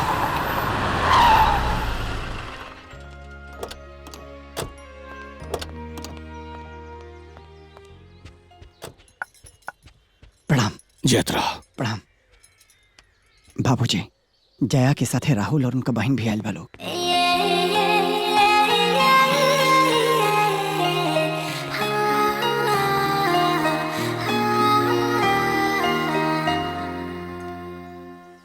और कल राहुल के माई बाबूजी आवता लोग रवा सब से मिले खातिर और जया के देखे खातिर। तब मेहमान के स्वागत में कोनो भी प्रकार के कमी मत होके दे। देखी दामाद जी, हमरा के ना मिले के बाबू लड़का से चुपचाप जाके मना कर दी। हाँ, हमने से ना हो पाई।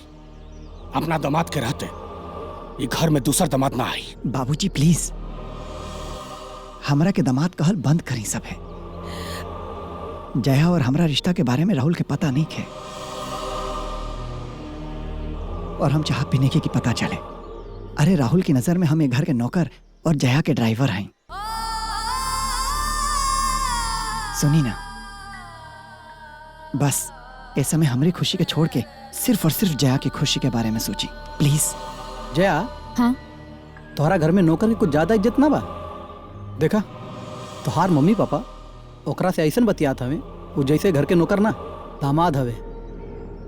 शट अप, यहाँ खड़ा का बड़ा, चल के मम्मी पापा से मिला। ओके अब चली सब चल के मिल ली। हाय डैड, हाय मॉम।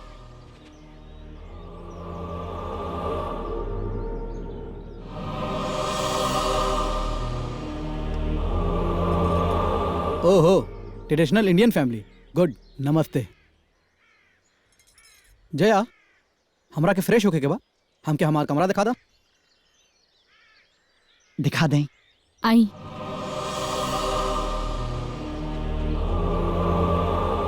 देख लू कैसन लड़का खोज ले भी आई। न छोट बड़ के लिहाज बा, न संस्कार बा एकरा में। बाबूजी, वो बहुत बड़का बाप के बेटा बाटे और मॉडर्न भी बाटे, और जब जया के यही पसंद बाटे तो जया के खुशी देखी ना। चलिए सबे, और रहल बात संस्कार के तब वो हम सिखावे के कोशिश करब। शराब पियला ना बाबूजी। तो आज पिया। अरे नाना बाबूजी, वैसे भी कहल जाला कि जब बेटा के पैर बाप के जूता में आ जाला न, तो खाली बेटा ही ना रहेला, दोस्त बन जाला। पिया।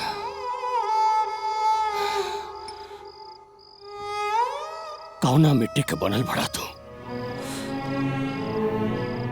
तारा नजर के सामने तार मेहरारू एगो गैर मर्द के साथ घूमत फिरत पिया।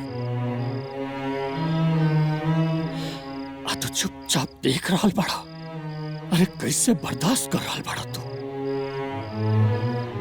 वो एगो संस्कारहीन लड़का के साथ है, ओकर बियाह करे पर तुलल बड़ा। जेकरा के रघुआ संस्कारहीन कहता नहीं ना बाबूजी, उहे संस्कारहीन लड़का रौरी बेटी के पसंद बाटे। जया राहुल से बहुत प्यार करेली, हम तो बस जया के ओकरा पसंद से मिलावता नहीं। लेकिन बेटा, लेकिन कुछ ना बाबूजी, केहू के ऊपर अपन जोर जबरदस्ती ना थोपे के चाहे। जया हमके ना राहुल के पसंद करेली बाबूजी, राहुल के, ओकरा से प्यार करेली। ऐसे जया के उहे दे जौन जया चाहतड़ी। हमार का बटे, हम तो जया की खुशी खातिर जया के याद के सहारे अपन जिंदगी बिताते।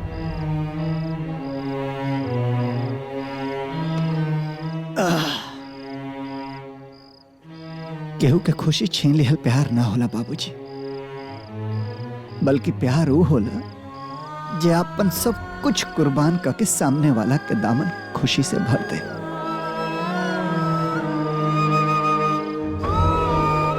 हम जया से बहुत प्यार करेली बाबूजी, बहुत प्यार। जया से अलग होके शायद हम जी ना पाए, रह ना पाए, पर फिर भी जया की खुशी की खातिर ये जुदाई के जहर हम पी ले बाबूजी, जुदाई के जहर पी ले। जाई जाके सुत रही, काल राहुल के माई बाप पाए वाला बालो रहुआ से मिले खातिर और जया से मिले। रहुआ के स्वागत करे के बा लोगन के। जाई बेटा, काल तो हमरा जहर के घूंट पियाई के बा, आज एकरा के पिए से मत रोका। पिए दा हमरा के।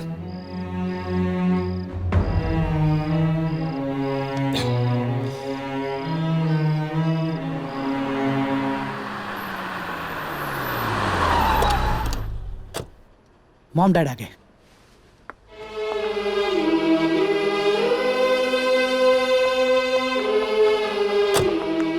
Hi dad.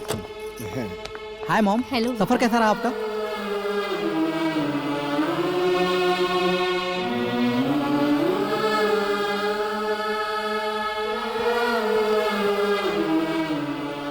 का हाल बा बेटा? I am good dad.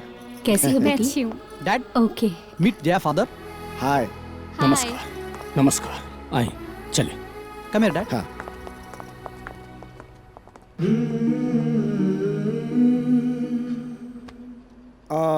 देखिए, अब चाय नाश्ता तो हो गए, लेकिन एगो बात रहुआ के बताई, हमार बेटा जो राहुल बानू, ओकरा लिए ते दिन रात लड़की लोगन के लाइन लागल रहेला। एगो उठेला ना त दूसर तीसर चौथा लाइने लागल रहेला, ई बात समझला। लेकिन पता ना वो आज तक कोनो लड़की के प्रति इतना सीरियस ना भइल जितना रहुआ के लड़की के प्रति सीरियस हो गइल बा। हम तो खुदे आश्चर्य में बानी कि ऐसन का बा रहुआ के बिटिया में कि वो ओकरे सामने एकदम क्लीन बोल्ड हो गए। समझम नहीं आवत हमरा। सुनी ना, रहुआ खाली अपन बेटी के बुला दी, हम बस देखे के चाहता नहीं कि का बा उनका में जे हमार लाडला के एकदम वो अपन दीवाना बना दे ले भैया।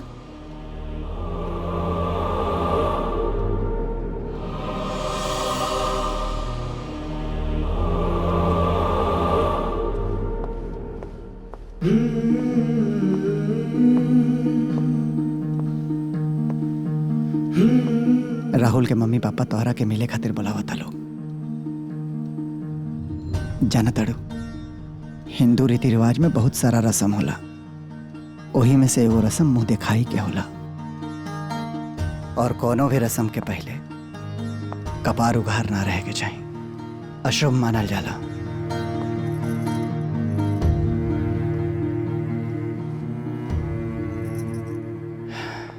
एकदम परी जैसे लागत तड़ू।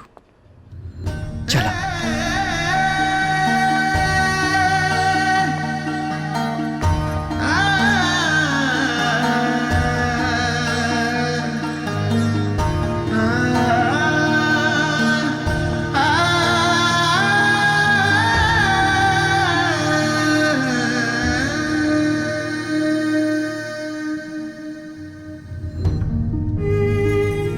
नमस्ते।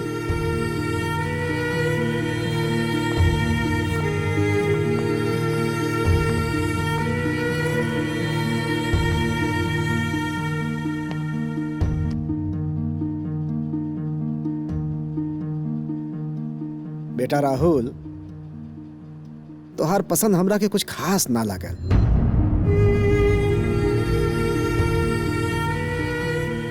डैड, शादी हमरा के करे के बा, रउआ के ना। अरे वो तो ठीक बा बेटा। देखा, ई रिश्ता हमनी के तो मंजूर बा। लेकिन हम एगो बात रउआ से कहे के चाहता नहीं। बोली? जी बोली। हमार बेटी रूबी कहले रहे नु कि रउआ के यहाँ के नौकर गाना बड़ा बढ़िया गावेला।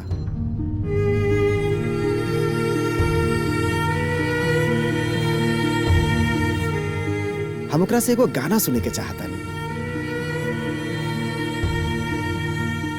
अरे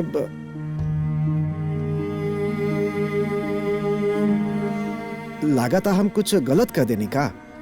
जी बिल्कुल गलत फरमाइश ना कहनी है। हमने के यहाँ के नियम है कि मेहमान जौन बा भगवान के समान होला, तब भगवान के हर ख्वाहिश पूरा करे के पड़ेला। हम सुनाइब गाना।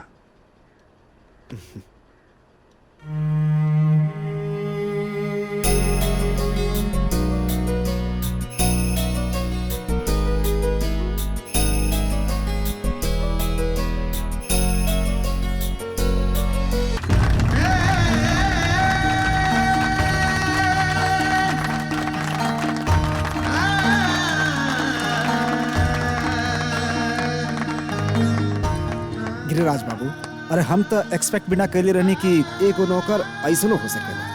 क्षमा चाहता नहीं, लेकिन ये हमरा खातिर नौकर नहीं खन। ये हमरा लाभ हमरा बेटी से भी बढ़ के बढ़ल। कितना महान विचार बा रउआ के कि एक नौकर के अपना बेटा और बेटी जैसन प्यार दे रहल बानी।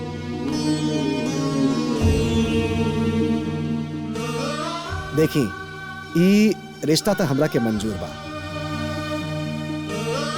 लेकिन एक छोटा सा शर्त बा। हम चाहता नहीं ना ई शादी 1 सप्ताह के अंदर हो जाए। कैसे कि बंगलुरु से आए जाए में बार बार हमरा से पॉसिबल नहीं है। बोली रउआ के ई शर्त मंजूर बा?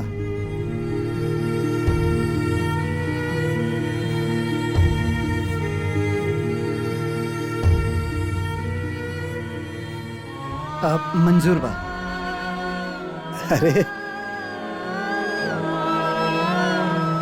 अरे सब कुछ तो हो ही गए का हो। तो हम का कहता नहीं, गोमती नगर वाला बंगला पर हमनी के रुक जाता नहीं। राहुल यही जे रउए लोग के लगे रह जाइहन। रउआ लोग के खरीदारी वगैरह करे में मदद करिहन। राहुल के यहाँ रहे में रउआ लोग के कोनो दिक्कत नहीं है ना? अब कैसा ना पत्ती हो सकेला। अरे राहुल ये घर के होखे वाला दामाद बना, राहुल एजा रुक सके ना, कोनो आपत्ति नहीं है। तू नौकर बाड़ा, लेकिन एक घर के सबसे समझदार आदमी बाड़ा तू। गिरजा बाबू, अब हमनी के चले के इजाजत दी। चला तानी, फिर मुलाकात हुई हमनी के। नमस्ते। घर में इतना बड़ा खुशी आवे वाला बा और रउआ सबे ऐसा उदास बानी। अरे उदासी छोड़ी और खुशी मनाई, शादी के तैयारी करी। इस शादी ना हमनी के घर के बर्बादी होके जा रहा बा। ए बेटा, कैसा हूं करके इस बर्बादी के रोकला। एक कैसन बात करत तनी बाबूजी। अरे रउआ सबे जया के खुशी देखी ना, जया के खुशी देखी जौन हम देख रहल बानी। ये खुशी ना, ओकर पागलपन हा। आप ओकर पागलपन में हमने के और साथ नहीं किसे दे सकत। ठीक बाटे, रउआ लोगन के साथ नेखे देवे के तो मत दें, पर कम से कम उनकरा के शादी के नेक तो दे दें। और रहल बात तैयारी के, तो हम करब तैयारी। एक घर के सजौला से लगाए जया के शादी के जोड़ा बनवावे तक सब हम करब। रउआ बस आशीर्वाद दे दे।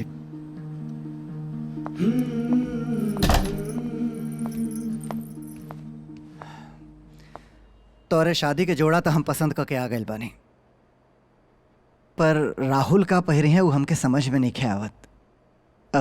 तुम कुछ सोचले उखबो ना कि वो का पहिरी है शादी में? ना, अभी तक हम कुछ सोचले नहीं की। अब हमरा लगे एगो आइडिया बा। का? तू आपन आंख बंद करके अपनी होखे वाला दुल्हा के इमेजिन करा कि वो कैसन कपड़ा में होखे के चाही, हम उहे बनवा दे। करा।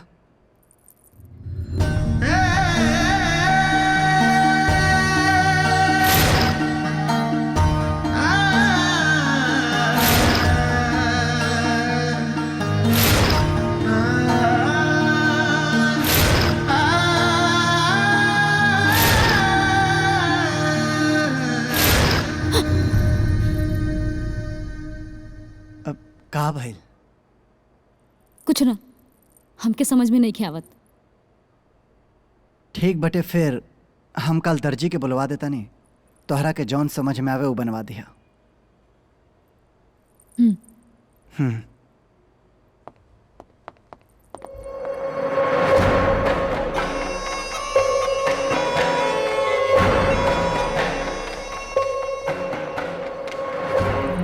माना कि तोरे घर में नौकर की बड़ी इज्जत होला, एकर मतलब ही ना कि वो जब चाहे मुंह उठा के अंदर आ जाए। मना कराओ करा के तोहरा कमरा में आवे से।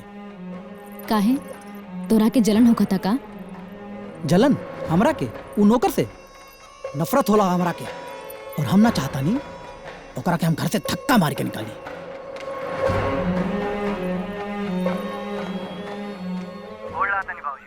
खुश रहा बेटा, खुश रहा। का हो? का हाल बा? हम ठीक बानी बाबूजी। ठीक बड़ा नू? हाँ, हम ठीक बानी।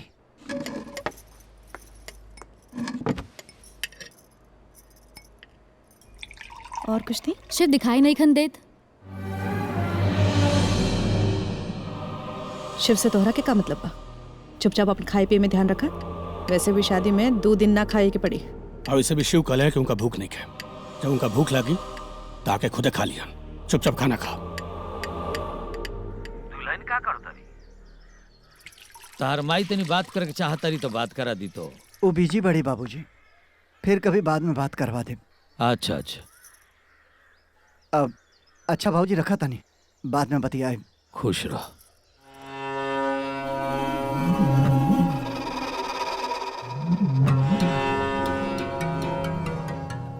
सब लोग खाने पे राउर इंतजार कर रहल बाड़े। रहुआ एजा फोन पे लागल बानी। का भइल? रहुआ रो रहल बानी? अब ना, वो गांव के याद आ गया थोड़ा सा, बस यही से। हम समझ सकेनी। चली रहुआ, खाना खा ली।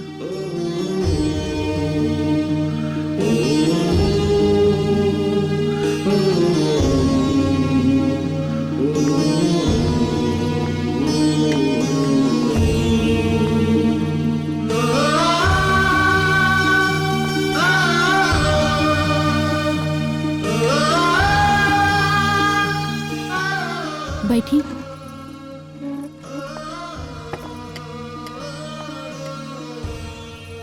शिव खातिर खाना हम निकालब। जी ना, शिव खातिर खाना हम निकालब। ओके।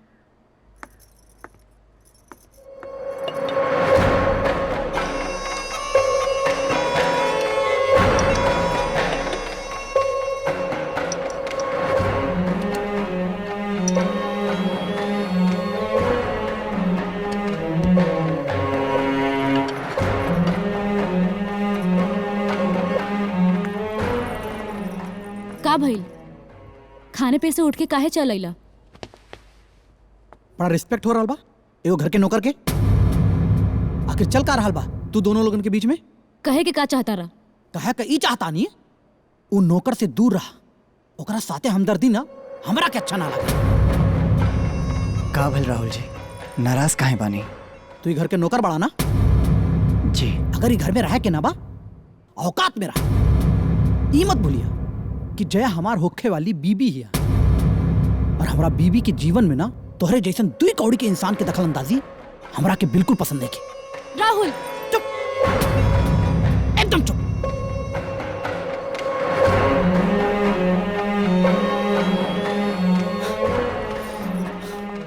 हद भाई घर के एगो दामाद के इज्जत नौकर जैसन और एगो नौकर की इज्जत दामाद जैसन। वाह।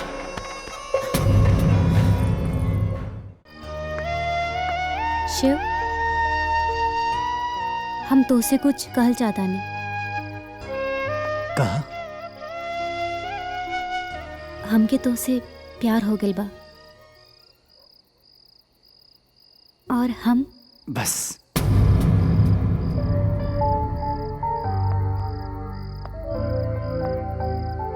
देखा रूबी, हम तोहरे जज्बात के कदर करा था नहीं,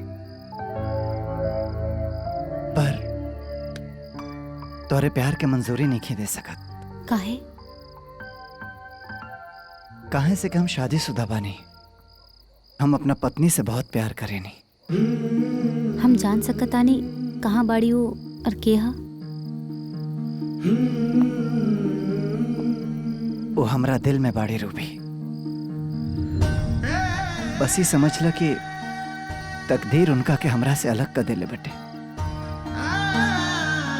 उनकर नाम बता के हम उनका के रुसवा नहीं कर सकत, पर इतना जाना था नहीं कि हम अपने आखिरी सांस तक उनका से बेपनाह इश्क करत रहा, और हमरा दिल में उनके अलावा केहू ना आ सकेला रूबी, केहू ना। I am sorry.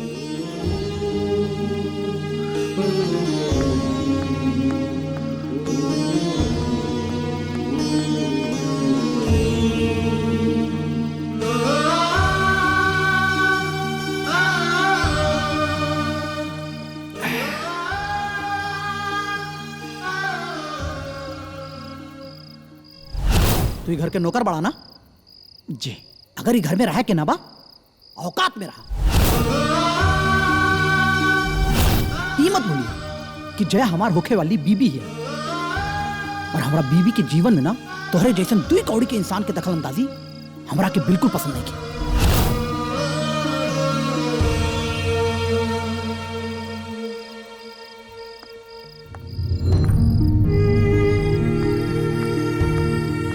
शिव, रउआ आज फिर से पीरल बानी?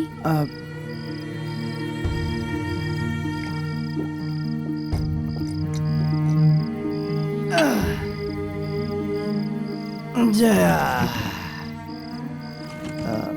तो एजा कैसे अपना बॉयफ्रेंड के छोड़ के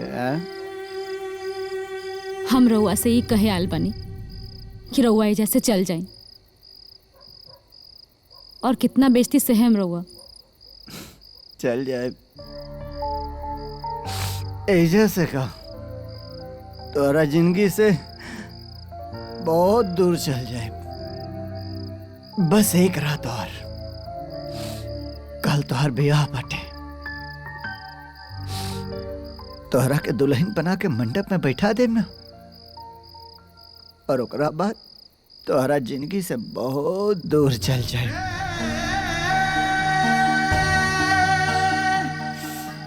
लेकिन तोहरा बिना जी ना पाए, जी ना पाए,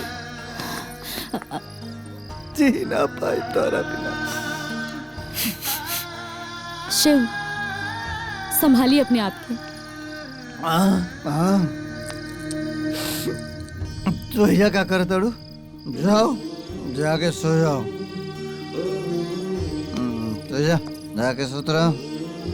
अरे बहन तोहर बियाह बटे, जा जाके सुत रहो। जा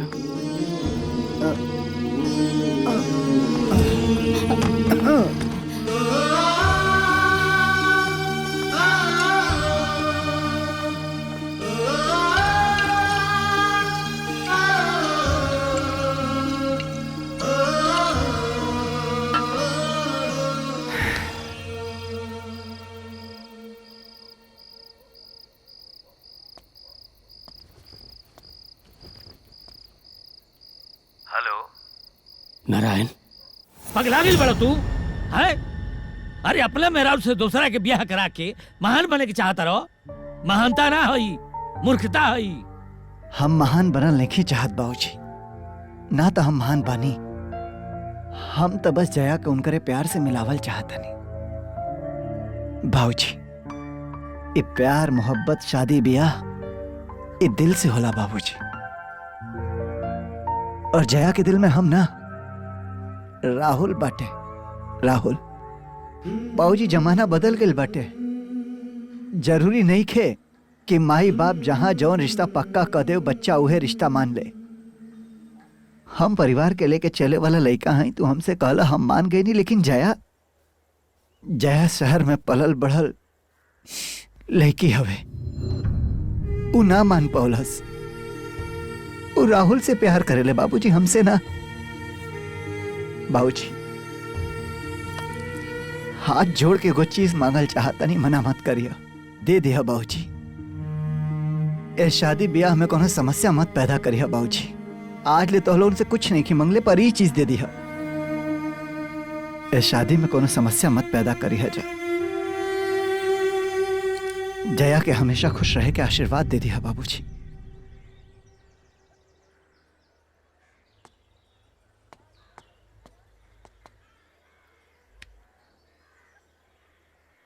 वाह बेटा,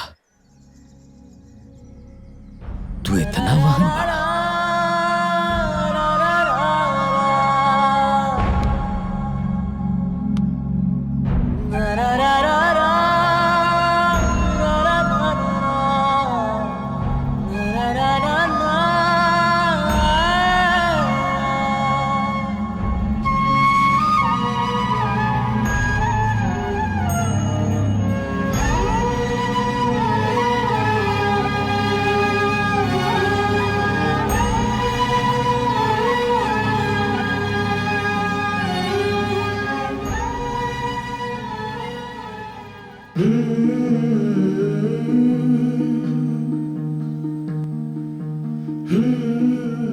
का भइल जया? तू खुश काहे नहीं खो? तोहार चेहरा के खुशी कहाँ गई? आखिर तू जो चाहत रहल वो तोहरा के मिल रहल बा ना? तू राहुल के चाहत रहल, और देखा आज तोहार राहुल से शादी बा। इहे राहुल खातिर तो तू अपने माँ बाप से झगड़ा कैले रहल। इहे राहुल खातिर तो तू शिव जैसन पति के छोड़ देलू। फिर आज खुश काहे नहीं खो? कहीं तू पछतावत तो नहीं खो राहुल से शादी के हाँ करके? कहीं तोहरा के शिव से प्यार तो ना हो गई? तू वापस शिव के लगे तो नहीं जाए के चाहत ना? ना जया ना, तू ऐसा नहीं कर सकत।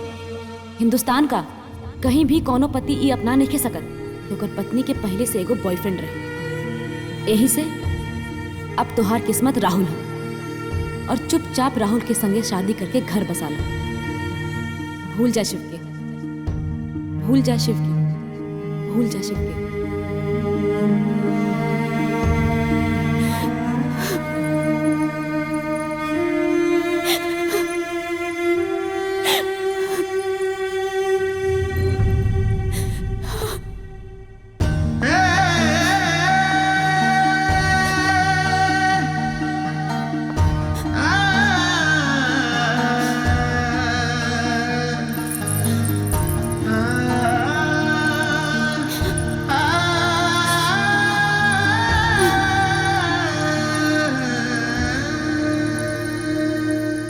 जया चला, सब केहू तुम्हारे इंतजार करा था। चलो जया।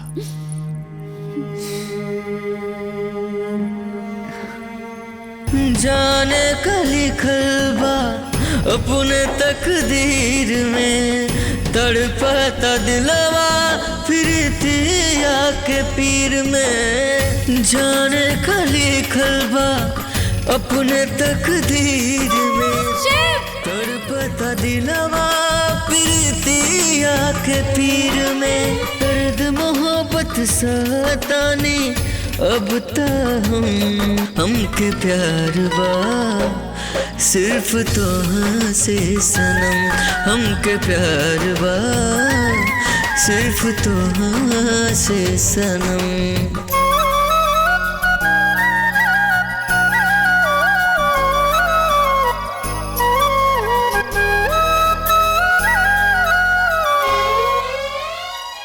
रउआ जा रहल बानी? हाँ, तो से कहले तो रहनी कि तोहरा के शादी के मंडप में बैठा के हमेशा खातिर चल जाए।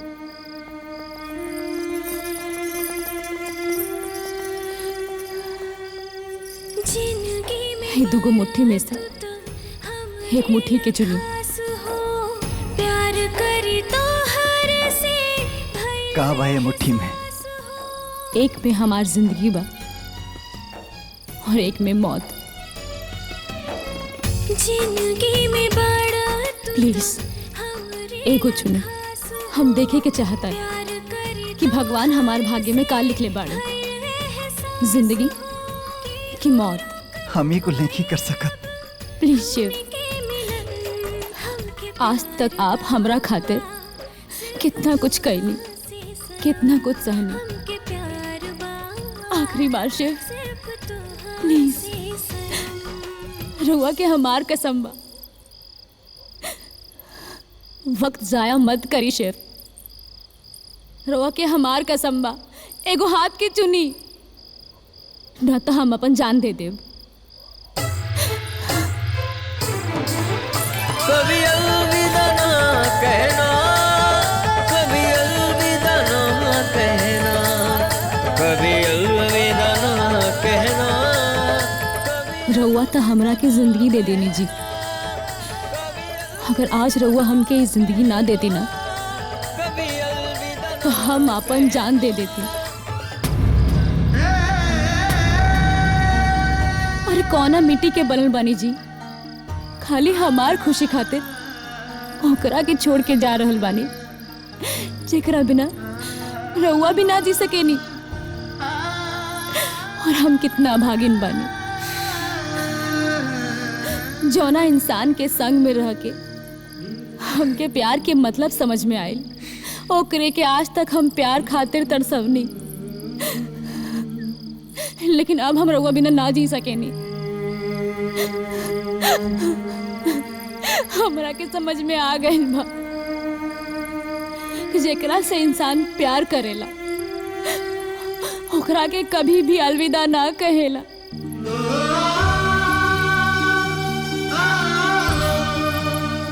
इली मंगलसूत्र, और हमरा के मंगलसूत्र के बंधन में बांध दी, और ऐसन बांधी कि हम चाह के भी जन्म जन्म तक रउआ से दूर ना जा सकी। राउरी पत्नी रुआ बिना मर जाए। हमरा के अपना ली शिव।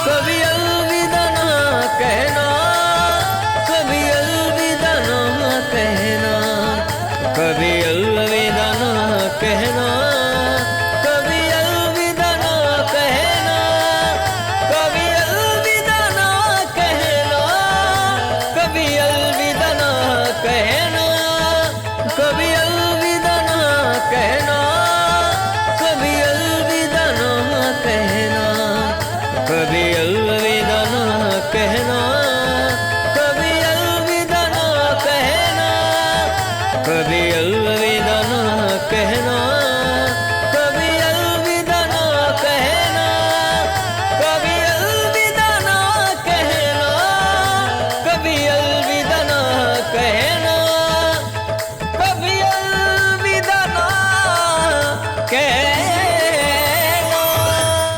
आपन पसंदीदा फिल्म देखे खातिर डाउनलोड करी दंगल प्ले ऐप।